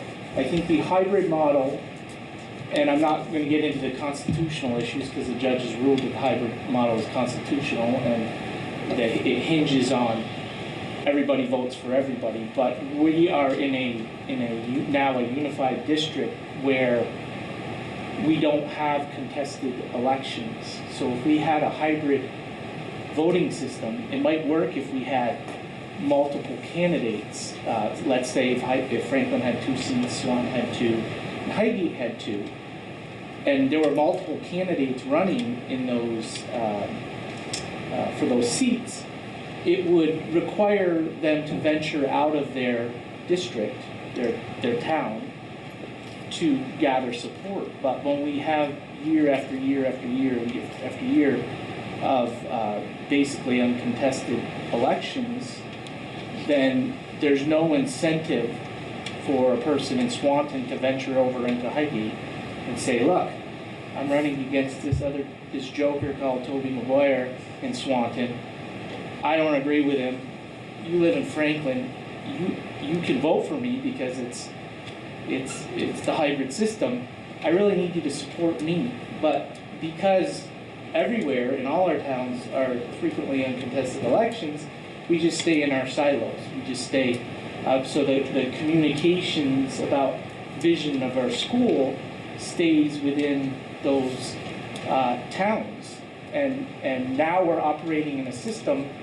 I could see how MVU adopted the hybrid system, and it might have been what was called for back then 50 years ago. But it left a remnants of the town districts too, our elementary schools. So I can understand why there was, but now we're in a totally different situation because there is no remnants of those districts, elementary schools anymore, that are drawn along town lines. We're all going to be one district, and I think the cultural shift will be expedited exponentially if we adopt a governance system that reflects one unified at-large district where anybody can vote for anybody and everybody's going to need people from other, no artificial limitation on 2 people from Franklin or 2 from Highgate. If there's 4 people in Highgate that I want to vote for, I can. So let's be honest, nothing is changing. You still have schools in Highgate, you still have school in Swanton, you still have school in Franklin. This idea that we're this new, wonderful union is baloney. You are being forced to merge. You don't have an option at this point. Nothing is making you a brand new, sparkly union. But aren't we putting that on ourselves? I mean, like, whether or not it was something that the communities wanted, ultimately it is what it is. And if that is the final decision that yes, we are going to be unified, why would we not want to approach it in that fashion? So that this is an opportunity. It didn't come about the way that we wanted, but here it is. Here we are. So why wouldn't we want to approach it in that sort of manner? Because it doesn't feel very comfortable sitting in a smaller town when a bigger town, could potentially, bully the smaller towns. I'm not saying that's what's going to happen, but it's a very uncomfortable feeling to sit in a smaller town and not have at least equal representation on the board. It's still one vote, one person, one vote, so... But at the same time, being from a larger town and having 2, even though we're larger and it's 1 for 1, we would have no power. So that's not comfortable for us either. Like, But you still have the same amount of voting as a community, as an electorate. You still have the same number of votes. So here's an idea of a way to look at that I didn't consider before we met last, but Don actually kind of opened my eyes to it, is the concerns that you had around the music program in Swanton. It's something that you're proud of and you'd like to be able to keep, and your fear from your voters is that if you don't have a majority representation on the board, you're at risk for losing it. Which is the same fear that we feel with all the things that we cherish about our schools. If we don't have equal representation, we're at risk for losing that. I think with a 3-3-3 model, we all share that same risk. And you have to work together collaboratively, because no single town can dictate what's going to happen. Like, Swanton doesn't have enough votes to say this is going to happen, or Franklin doesn't have enough votes to say this is what's going to happen. If you have an idea of what's best for our communities, you have to work with the other communities to sell that and come up with a consensus. So I think that actually encourages more teamwork amongst the communities than either an at-large where you run the risk because you know people are going to vote for who they know. So if you see names on a list and you see, oh, I know him, I've never heard this guy before, I'm not going to vote for him, but I'll vote. You run the risk at becoming a proportional representation and taking the voice away from the smaller communities to protect what they cherish about their schools. I think the hybrid keeps that equal representation so that everyone has to work together. If you have something that you want to keep, then you have to work with another community to get enough votes to make that happen. And everybody's in the same boat, so everybody's going to work together to do what's best for, because let's face it, our voters have spoken pretty unanimously amongst Highgate and amongst Franklin. And I know Sheldon's not germane to this conversation, but it was unanimously Sheldon as well. And Swanton, it was a majority. So by trying to maintain that level and that form of representation that we currently have on the SU board and on the MVU board, to keep things as much as we can in line with what our voters indicated they value, I think that's why I would vote for that. I think my statement was more not about what those final numbers look like, but just the approach. Like, it's disheartening, frankly, to have people continually say this is ridiculous, this is baloney, nothing's going to change. Well, it sure as heck is not going to change if people aren't willing to accept what ultimately I'm going to say is going to happen. If I'm wrong, I'm wrong, but right now, like, that's my frustration. And it's not about the numbers at this point. It is just that every time it has been brought up that it's an opportunity to unify, it just gets like poo-pooed, and it makes it difficult to want to continue these sort of conversations when that's the reaction that's coming in. And I hope you don't feel from the community members that we're poo-pooing the idea. We do want to work together. I understand that. But I feel that, try to imagine for a moment that you were, as a Swanton resident, directed to merge with Burlington, for instance. And that's what the order was. I have a feeling that as a Swanton resident, and if you were looking at either an at-large model or a proportional model, you would be rather uncomfortable with the possibilities and what that entails. Even though there's so many more people in Burlington, you would want some kind of say in what happens in the Swanton school, because you're a Swanton resident, you have pride in that school, and you worked hard as a community to build that school into what it is. And you want to have that continued input into what happens in the school. Any of those other models in that kind of a structure, you wouldn't have that say. All the folks in Burlington would be dictating what happens in the school, whether by design or not, whether they have the best interest in your, we're not saying that they don't, but they will have the ultimate say in what's going on. That's the same thing that folks in Franklin are feeling in this. We value our schools, and we're looking to keep that representation, not in an adversarial way, but in a way that promotes reaching out across town lines to get things done. Like we've done with the SU. I think the SU board has been fantastic to work on for the last several years. It hasn't always been that way. And there's nothing to say that a unified board will always stay that way either. That's why we would like to keep those representation levels the same as they have been, because we feel that's the best compromise and probably the most likely to pass, because we have one shot at articles that we want to amend. If we don't amend them, we get imposed, which is a hybrid model anyway. So I think listening to what our voters have said, in my opinion, is my best approach. And voters that I represent have very clearly said that that's very important.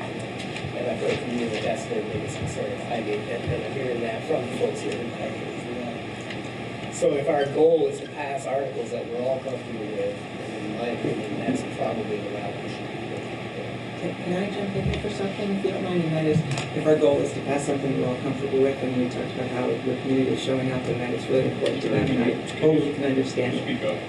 You all can't hear me? I totally understand what you're saying about this is really important to your community, about equal representation. And I think Swanton has some concerns as well about equal representation. And for them, it's the same, it's just equal representation by town for some, whereas it's equal representation by populace for another, by people. And so it's some of the same concerns, it just looks different. One thing I would like to say that kind of goes to what Megan was talking about before is when you gave the example of Burlington wanting to unite with us, you're right. We would not want to be lost, as having no votes or anything like that. And we also, for me, I'd feel a twinge or a feeling of excitement because Burlington has some kick-butt programs that we don't have. They have some incredible opportunities. So I would see some excitement that, wow, something good, there might be some opportunities here. But you're right about the representation. Yeah, but if we had that disparity in offerings amongst our schools, that might be a consideration. But our equity piece showed quite clearly that we have pretty comparable offerings amongst our schools. So we're really not gaining. I'd like us to get more. I would like us to get more. That's where my hope comes from, that we would have more. I don't know. I'm still torn because personally, I don't think it's going to be the worst thing. And I apologize for even joking that there might be some terrible board. I don't believe our populace would ever vote for a terrible board. We might have people that fail sometimes to do what they're supposed to do, which I admit I'm one of them. But there are other people, but no one sets out to do a bad job. And I know I'm kind of pontificating for a minute, but we have something we got to break here because we have some strong people that believe in this. It could cause applause. We also have some, we want to work well together. So I'm not quite sure where we go with this. I know Don had some suggestions of some other hybrid models where every town got 3 and then or 2 accommodations. Right, where you'd have 2 that each town would get maybe, and then 3 at large or 2 at large, or I don't know. I think there are other suggestions, or we stay with what we've got. I don't know if it's going to be that simple. Or we have a vote and we could pass it and it'd probably pass. So this article would pass. There are a couple of people who want to talk still on the board, on the committee, and then there are a couple of people in the audience that want to talk. And I know we're getting late here too, so. I got one quick point, and to what Megan said, I do agree if we do merge that we do need to get on board and make it the best we can make it. And that's why I feel so strongly that equal board members from each town will help that process. Because we will get, I know me personally, if I was to run for this new unified board, I would get so much feedback from my town about how they don't like it and all that stuff. We'd get mired in what we can't change and we wouldn't be able to move forward. Whereas if we just kind of keep things as they have been and has worked, and then maybe we can grease the wheels of the process and move it in the direction we want quicker. I mean, we're still waiting on the lawsuits. We don't know how that's going to work out. This might be a completely new point, but if we do merge, I mean, at least let's make it more comfortable for everyone. And I agree with what Bob said, where I do believe it forces everyone to work together more instead of separating out. I feel strongly about it, and I know my community feels very strongly about. I just want an equal say on the board. It's still one vote, one person, one vote at large, but at the board level, have it equally represented by each town, like we've done for 50 years. I'm not sure about that one vote at large. I think we could just say it's, because I don't think we could ever say that it's equal population vote, 1 vote per person, because it's mandated who you can vote for. I think we talked about that earlier. But yes, but my point to that is, if we as a board present articles for voters to vote on, and at that point they can vote, if one person gets 1 vote. And if we present a budget for people to vote on, we present articles for people to vote on, we make this nice pretty package for everybody to look at, and then they ultimately have the decision to make. And everybody gets a vote. I feel that's equal. You wanted to say something? Yeah, just to build on what Bob was saying, and that was well said. Having this new unified district, we've already addressed your exact concerns. It's not the number, right? What Bob was saying was having the equal representation, promoting that unity of working together is outlined in our AGS. I can't speak enough about the AGS, and this is something that the AOE completely disregarded and ignored as non-existent. They didn't even open up the page and look at it. You saw that they submitted something, that we submitted something, right? In there, it spells out exactly what it is you envision our schools doing together. doing better, working together, all kinds of things. And there was a lot of work done by a lot of people in this room, members of our community members, and well supported by everybody in each one of our towns. So we don't have to ignore that, right? Just because there was a lot of work done, there's a lot of good stuff there, and that, to me, implementing that is going to bring the schools closer together without having to merge. Let's hear from everybody on the committee and then hear from the audience. John, do you want to add anything? Like I said, I could do some combination of, what,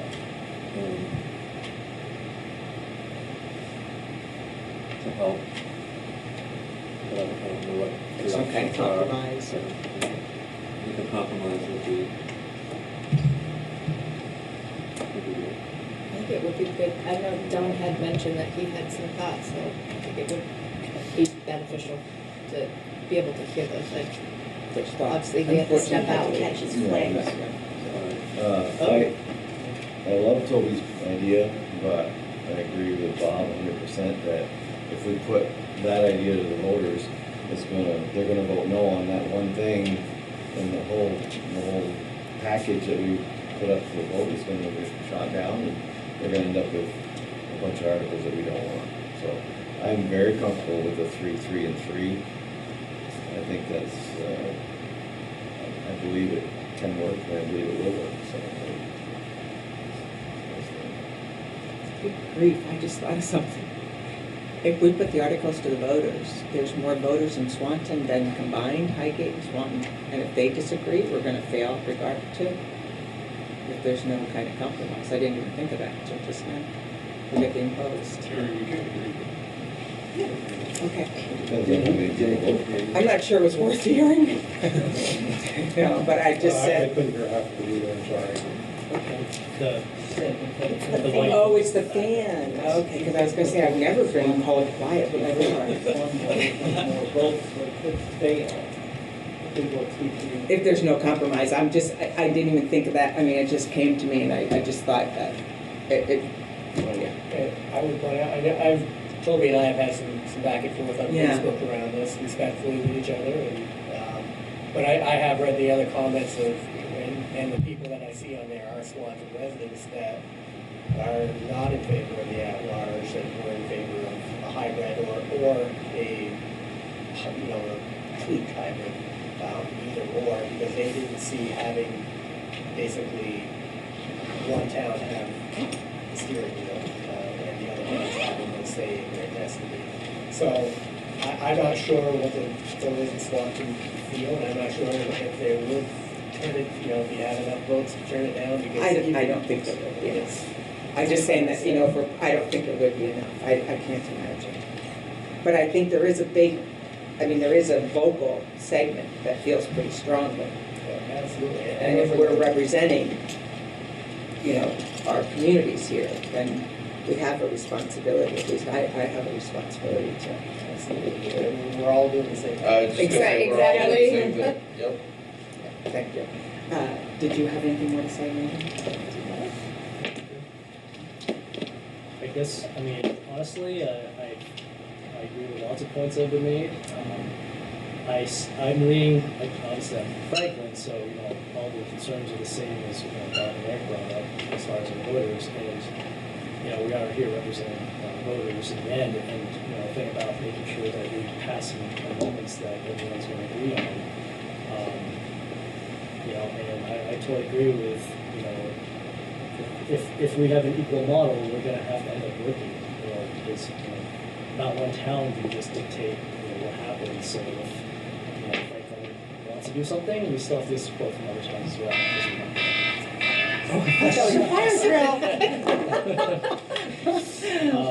That was our caffeine shot. I'm okay with the draft article, the way it's set up, with the 9 votes and the way it's structured. I think it's the best idea that came out. I think we've heard from everyone on the committee. How about the public who would like to add something? So I got a couple comments, Megan. I agree that the stigma of us versus you, or say it how you want, needs to go away. I don't think being forced to do something creates the fix to it. I think it gives us a means to figure out how to fix it. I'm on the rec in Highgate, and we work very well with Linda and Swanton and Don and Franklin, and on that side we collaborate good. There's the hostility that I sometimes feel at the town level isn't there, so it's possible to do. It's just getting rid of that stigma, and I don't believe being forced to do something by the state. It just gives you a means to find a way to do it. Talking on Toby's part of at large, for a fact, in this year's governor election, I took the votes from Swanton, Highgate, Franklin. If you add Highgate and Franklin's together, Swanton outweighed it by around 400 votes. So if you're at large, it just works in favor of the stigma that's already there. Even if a person from Swanton isn't getting voted, the automatic feeling is, man, we don't stand a chance. Just the perception, even if, all intents and purposes, all the intentions are good, if that happens, it's just almost would drive a wedge more between the towns. It's so weird to be perceived as Burlington. Right. I just tried to use that as an example for perspective. No, but it worked. It's working. It's working. It's funny you said that it's weird to be conceived as Burlington, but if you lived in Franklin or Highgate, Swanton does conceive as like Burlington would be. And if you want to be unified, well, if you outnumber the votes in Swanton or the representation on the board is more than what Franklin and Highgate has, how are you going to be unified? You're not. And so equal representation is the only way I can see where you're going to be unified if you want to do that. Yeah, it's interesting because I know, but I really, up until a while ago, I was really totally for the equal representation. I thought it was fine because of all these things that we've talked about, because of the need to work together, etc. However, something has changed that a little bit for me, in that if we do go through, or at least made me question it. And the fact is, if we do go through, I keep hearing people want the status quo. That they want the status quo, and that worries me. We talk about boards down the road. I'm worried if we have a board down the road that just keeps trying to keep the status quo.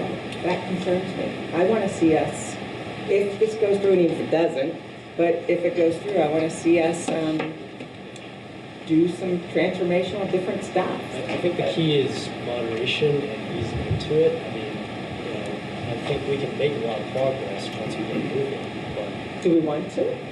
No, I'm just saying. I think our AGS. Yeah, we did want to, and that there were things that we were looking to explore to make it better. I just think on the representation front, I think status quo is a bad. It's got a stigma attached to it. I don't think it's accurate. I don't think that's what. Oh, okay. Okay, status quo. I didn't mean it bad, but I see where you could take it that way. Right. I think at least what I'm advocating for isn't for everything to remain the same. I'm just looking for, we've got a proven model that has worked. It took 10 years to get the Missisquoi Valley Union approved, and that was the key divisive factor, was representation on that board.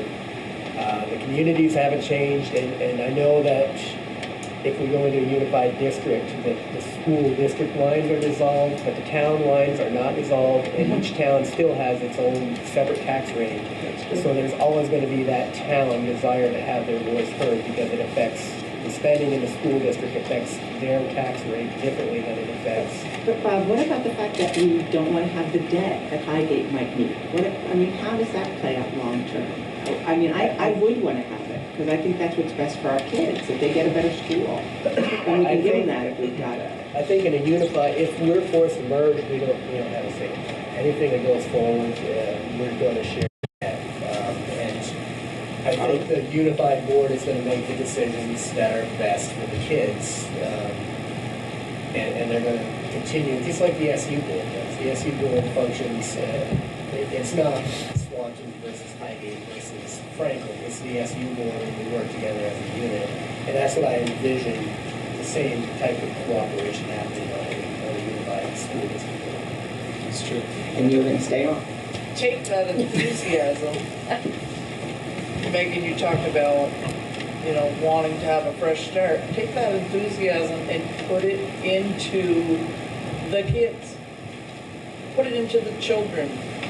Maybe there are new things, like you said, you'd like to see, Terry. That's where our energy needs to go, is into our children. I agree. Yeah, I agree. Give it into our school programs, make it bigger, better, more educational, better programs, keep the music program, maybe expand it, different languages, art, whatever we can do for our kids to give them a better start in life. I love that. I think that's great. I do think I think that's what we're all trying to do. I think That's where we agree in principle. I think that's why we're here, But maybe ultimately. I think unfortunately our attention has been diverted from that for the last few years. That's been unfortunate. So really quick, Jay, I know you have your hand up. I just wanted to check over here on this side of the room if anybody has anything they want to say first, and then we'll get back to you, Jay. Yeah, I mean, I'm going to agree with what Bob and they've been saying. I think to move forward, we'll be much more effective in doing that if we don't have any towns feeling like they need to be on defense. And that equal representation, I think, really provides the opportunity to forget about all this stuff we're talking about now and just leave it behind us and move on and just say, okay, here we are as one team and we're doing what's best for the kids, and we won't have anyone trying to figure out how do we, behind the scenes, how do we protect what we have, because we're afraid that the board could turn on us at any time. And I think we could eliminate that feeling, and we could make progress with the equal representation. How about, Garrett, you want to say something? If I speak as a community person, I just I've seen a lot of a lot of history. And for over 20 years now, I've taken minutes at the Franklin Northwest Supervisory Union board meeting. So I've really seen it evolve. When I first went there, I was scared to death because the board members from different towns were hollering at each other, literally hollering at each other. It was horrible. I was so scared, and I kept thinking, I don't even want to take the minutes here. I don't, it was just, and I remember someone leaving and slamming the door, and someone said, don't let the door hit you on your way out. I mean, it was horrible. And I saw this board evolve through the years into what I think is just such a wonderful board today. Yes, they have equal representation, but I don't hear, well, what's best for Franklin in this thing? What's best for Highgate? What's best for Swan? I don't want to vote for that because it's not any good for Swan. I don't hear that anymore. I used to hear that. I don't anymore. And it's been a big evolution that I have seen over the years, and it's been wonderful to see. And I've been like, oh my gosh, and even Tim Magnet will tell you that evolution. He saw it too, and he said, he kept telling the people in Franklin, but the SU board works so well together. And you know why? Because they're not putting their towns first, they're putting their kids first. And so I think we kind of lost that in what we're talking about here tonight, and I just want to bring that back. I saw the evolution, and I think that you will see people come together. If they lose the suit and we unite, I think we're going to unite. I don't think this fear that everyone seems to have that we are not going to unite, I don't think that's going to happen, because I've seen the evolution, and I think we have to have faith in that. Thank you. Okay. Who wants to go next, Toby or Jay? So I would just say that this is a great debate that needs to happen. I suspect it's not going to go anywhere. It's not what I would have hoped for. I think we're missing an opportunity. Pierrette speaks of evolution. I see this as the next stage of that evolution, a unified district. We're only talking about 10,000 people, I think 6,000, I think it's around 10,000. So comparing Swanton to Burlington is a bit of a stretch.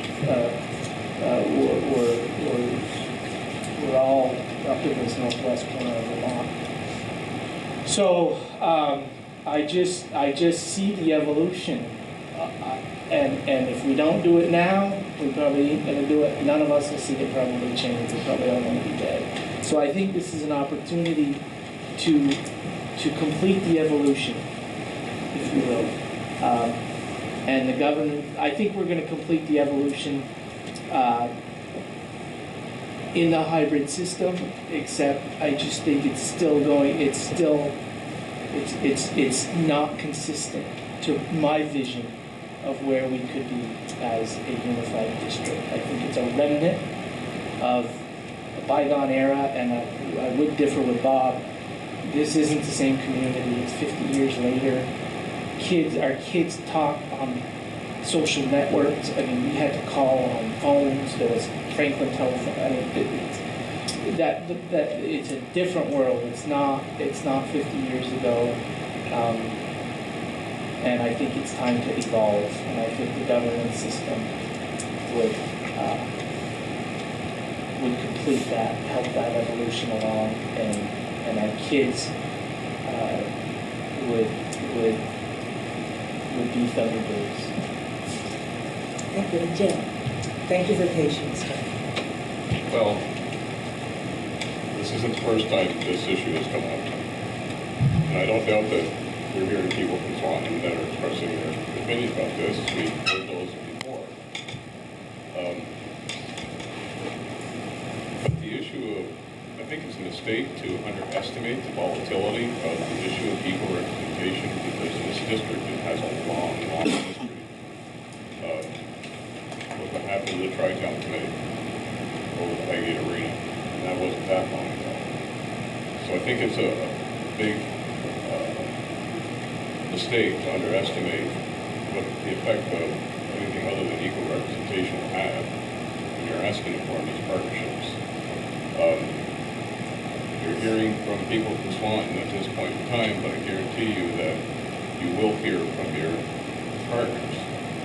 And I just want to point out that the reality is at large voting, and you pointed out the fact that Swanton has some 4,000 voters in the majority, that the unspoken truth about at-large voting under the circumstances could conceivably result in Swanton placing 7 members on a 9-member board. So you can't escape that reality. So the thing is, I'm thinking of the time when it was stated that we were going to wait for Franklin to see if they're going to be with us or whether they're going to be without us before we signed on to the class action lawsuit. Now that we have voted those articles down, we reaffirmed our loyalty to this group, it seems unfair for us to be facing one representative on a board of 9 members. The United States government would never have formed if we ascribe to this kind of form of governance. We get 2 senators for each state, no matter how many people live in that state. Right. So if we were to have asked, why on earth would Vermont or New Hampshire or Kansas, for that matter, want to form a more perfect union if we were going to be ruled by 20 million people in the state of New York? This is not a new issue. The governance that we have that runs our country and our state dealt with proportional representation through the House of Representatives. But noting that no bill becomes law unless consensus is reached between both House and Senate before the governor or the president signs it into law. So this is, equal representation is a method of stabilizing governments and to prevent mob rule. So I'm fully in favor of equal representation, and not just because I come from the smallest town in the district, but based on principle and good government. I just have a couple. I know it's late, so I'm going to take, but I just do have something that when you said that about government and structures and everything, and I won't take time to say this, but the fact is there are other compromises out there, Jay, that would still have the Senate and the House of Representatives. It would still have a certain number from each town plus something at large. I mean, there are other, it's not black and white is all I'm saying, that I think there are other concerns, and I do regret, for a lot of reasons. I mean, we can throw examples of where people haven't worked well together. We can throw examples where they have worked well together. I would prefer to leave it where Correct said that, we've shown that we can work together, and if we do have to, we all will, as opposed to some of these other things. So since it is time, why don't y'all make a motion, however you want it to be, whether we vote yes or no on this article, whether we vote to table it, I'm leaving that up to the committee to decide. I'd like to make a motion to accept Article 10, A and B. Is there a second? I'll second that. Discussion? I think we've had discussion, but it's open for more if anybody wants to say anything. That's the rule.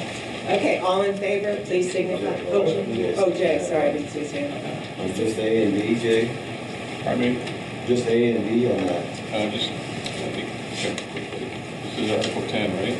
Article 10, yeah. I think there was more discussion a little further down. Yeah.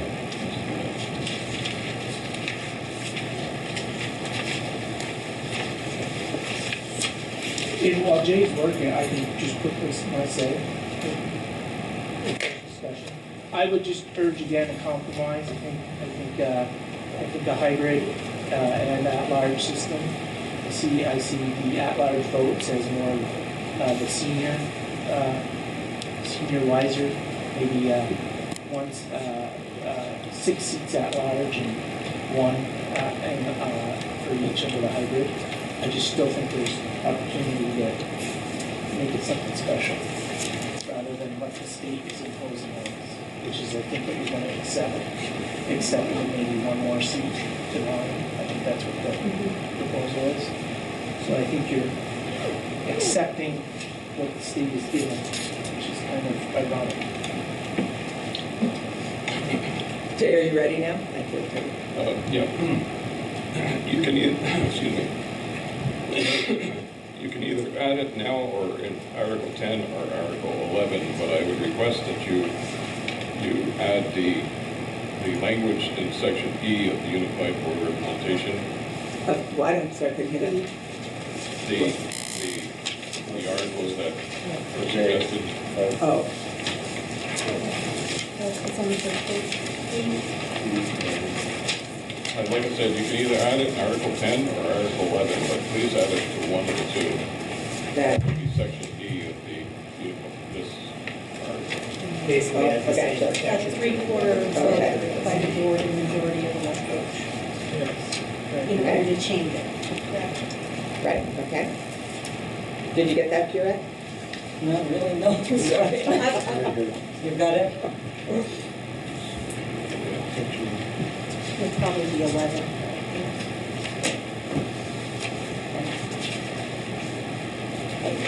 Did we have a motion yet? The motion has been made. Who made it? Did somebody second it? Yeah, okay, yeah. Any more discussion? Basically for A and B. Section E of, This is just for A and B. My motion was just for A and B. I figured there was more discussion on the others, but A and B on Article 10 as written. I think E would go under 11 anyway. Article 11. Yeah, I think so. Your comment would probably be Article 11. Either one is good. So the motion is stands? Still stands. Okay, all in favor, please say aye. Aye. All opposed, say nay. Nay. So that makes it, how many, raise of hands that said nay, that's probably easier. Yeah. you know, and, okay, so it passed. And, you know, just like there's no hard feelings on some of the other stuff, but hopefully there's no hard feelings on this one. We're just hoping to have more discussion. So. Yeah, well, more exploration. Okay. So, are we ready to move on to the next one? There's C over there, election of municipal board members. Which one is that, 11? Well, no, we're still on C. Oh, we only did A and B. Here, can I'm gonna leave, but can I just ask one question? Because I brought it up, I don't know if you talked about it, council, because you did just go forward with that hybrid model. Was that where it talked about the process where the clerks give it to the NU clerk? That's coming up. Oh, it's coming up. That's on C. Did you did you happen to bring that up with council? I still think that should be, if you can make that more transparent, or if it has to be. I don't know how anyone feels about that, but there's no check on that. We did say we'd give some questions to council. It's a lot of trust in a clerk that they're reporting the numbers out right, and I don't know why it has to be a secret. I don't know why we can't know how each town. It probably wasn't designed to be a secret, but I believe in the past it's been hard to fill that spot, that position. So I don't know. No, but in the article it talks about You mean the coming how the votes are reported after the. I think it was so that we wouldn't divide the. Right, it might have been done intentionally. Yeah, it was but so not to cause division.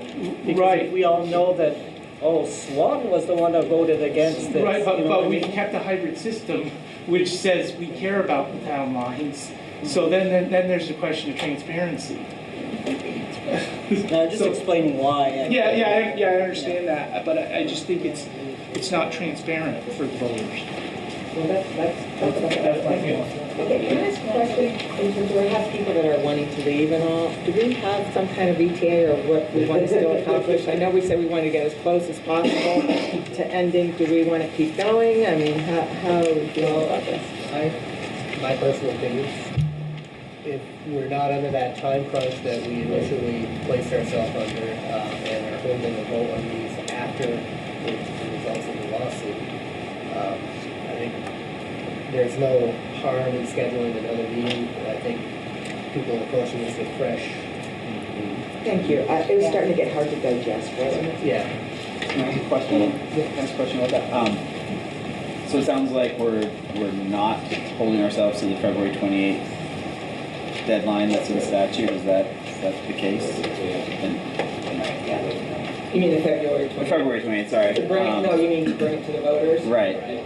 And so what's the hope in, I mean, if we miss that, are we risking not allowing any of these to be approved because it violates that date that's in statute? No, there's still the mechanism under 706N to amend the articles, which is what section the state is saying we can proceed under. They're saying that we can no longer because, and that was something I brought up with the attorney as my biggest complaint in this whole process, was that when they agreed to extending the organizational meeting deadline, which was 60 days after their decision, they didn't agree to extending the amendment deadline past February 28th, which made it literally impossible for if you go ahead and hold your organizational meeting on the 21st, or 20, whatever day ours is scheduled for, you can't possibly warn a vote to occur before the 28th. So they made it impossible for us to proceed under Act 49. But they're saying you can still go forward and amend under 706N, which is what we're talking about here. It's coming up with articles that, because if we go ahead and try to force a vote on these, and part of the lawsuit is saying that the transference of property, but we voted on this, and we voted for articles of agreement for a merger, that weakens our position in the lawsuit, saying, well, your voters have already voted to merge, and you voted to transfer your property, so what's your complaint? So I think taking a vote on articles of agreement prior to a resolution to the lawsuit is a conflict of interest for the people that are involved. Yeah, that makes sense. I guess my concern is, because the organizational meeting was not in statute. It was part of the it was the default, or the agency of ed. The February 28th date is in statute. So if that, I mean, the statute says if we hit February 28th without having amended ones, then the default ones are in effect, which means Article 14 is in effect. And that's the big one that would tell us we couldn't amend all of these other things even through the 706. And there's no way that we can meet that deadline. Can we have one more question and then we'll schedule our next meeting? Jay? Well, for clarification though, just be careful because Section 10 of Act 49 gives you 90 days from the date that the state approved the articles of agreement, the default articles of the statewide plan. So I believe that statute will still require approval by this committee within that 90 days. Just make sure you don't miss that 90-day limit. This committee, by statute, has the authority to approve the articles of agreement. So make sure you get that done before the 90 days runs out. And that's, now the state board approved those articles of agreement, the default articles of agreement and the statewide plan on the 28th of November. Technically, that was the vote that occurred. Although the website says that officially it's November 3rd, December 30th, I should say. So I would, just to be sure, base that 90 days from the 28th. Of what? So just don't miss that 90-day deadline for this committee to approve the articles. Because I don't believe that it's intended to have at the transitional board meeting, I don't believe it's intended to have those articles voted on at that time. I think it's intended to have those articles when you move forward to vote on the permanent board. Those are, yeah. So what could our next meeting be? Next Tuesday, would that work for people? The 5th? We're making such good progress. I don't know, the 6th is the supervisor. The SU board is the 6th. It's like the only day of the week that works. So the 5th, would that work for people? That's okay with me. 6:30 again? Wow, great. That was easy, huh? So the 5th at 6:30. That's great. Your husband's going to do it. 2 meetings. So, in terms of closing comments, yes, Paul. I'd like to just say, much like the experience I've had on the SU board and on the Act 46 AGS committee, I appreciate the back and forth and the honest, heartfelt conversation we're having amongst everyone on this committee as well. So I'd like to, on the record, say thank you to everyone involved in this process. Thank you. I was going to thank everyone on the committee for those, and I was also going to especially thank you, Bob. You've done a really nice job of holding us together, and I've been turbulent times, so thank you. Would anybody like to know what happened on there today? Can we adjourn first, if that's okay? So on this positive note, we've made great progress today. We've found a lot of areas of agreement, and so I'm going to, do we need a motion to end? I'll make the motion to adjourn. Okay. Seconded, Bob. All in favor? Aye. Okay, we're adjourning at 9:45, and those of us that can stay, we would love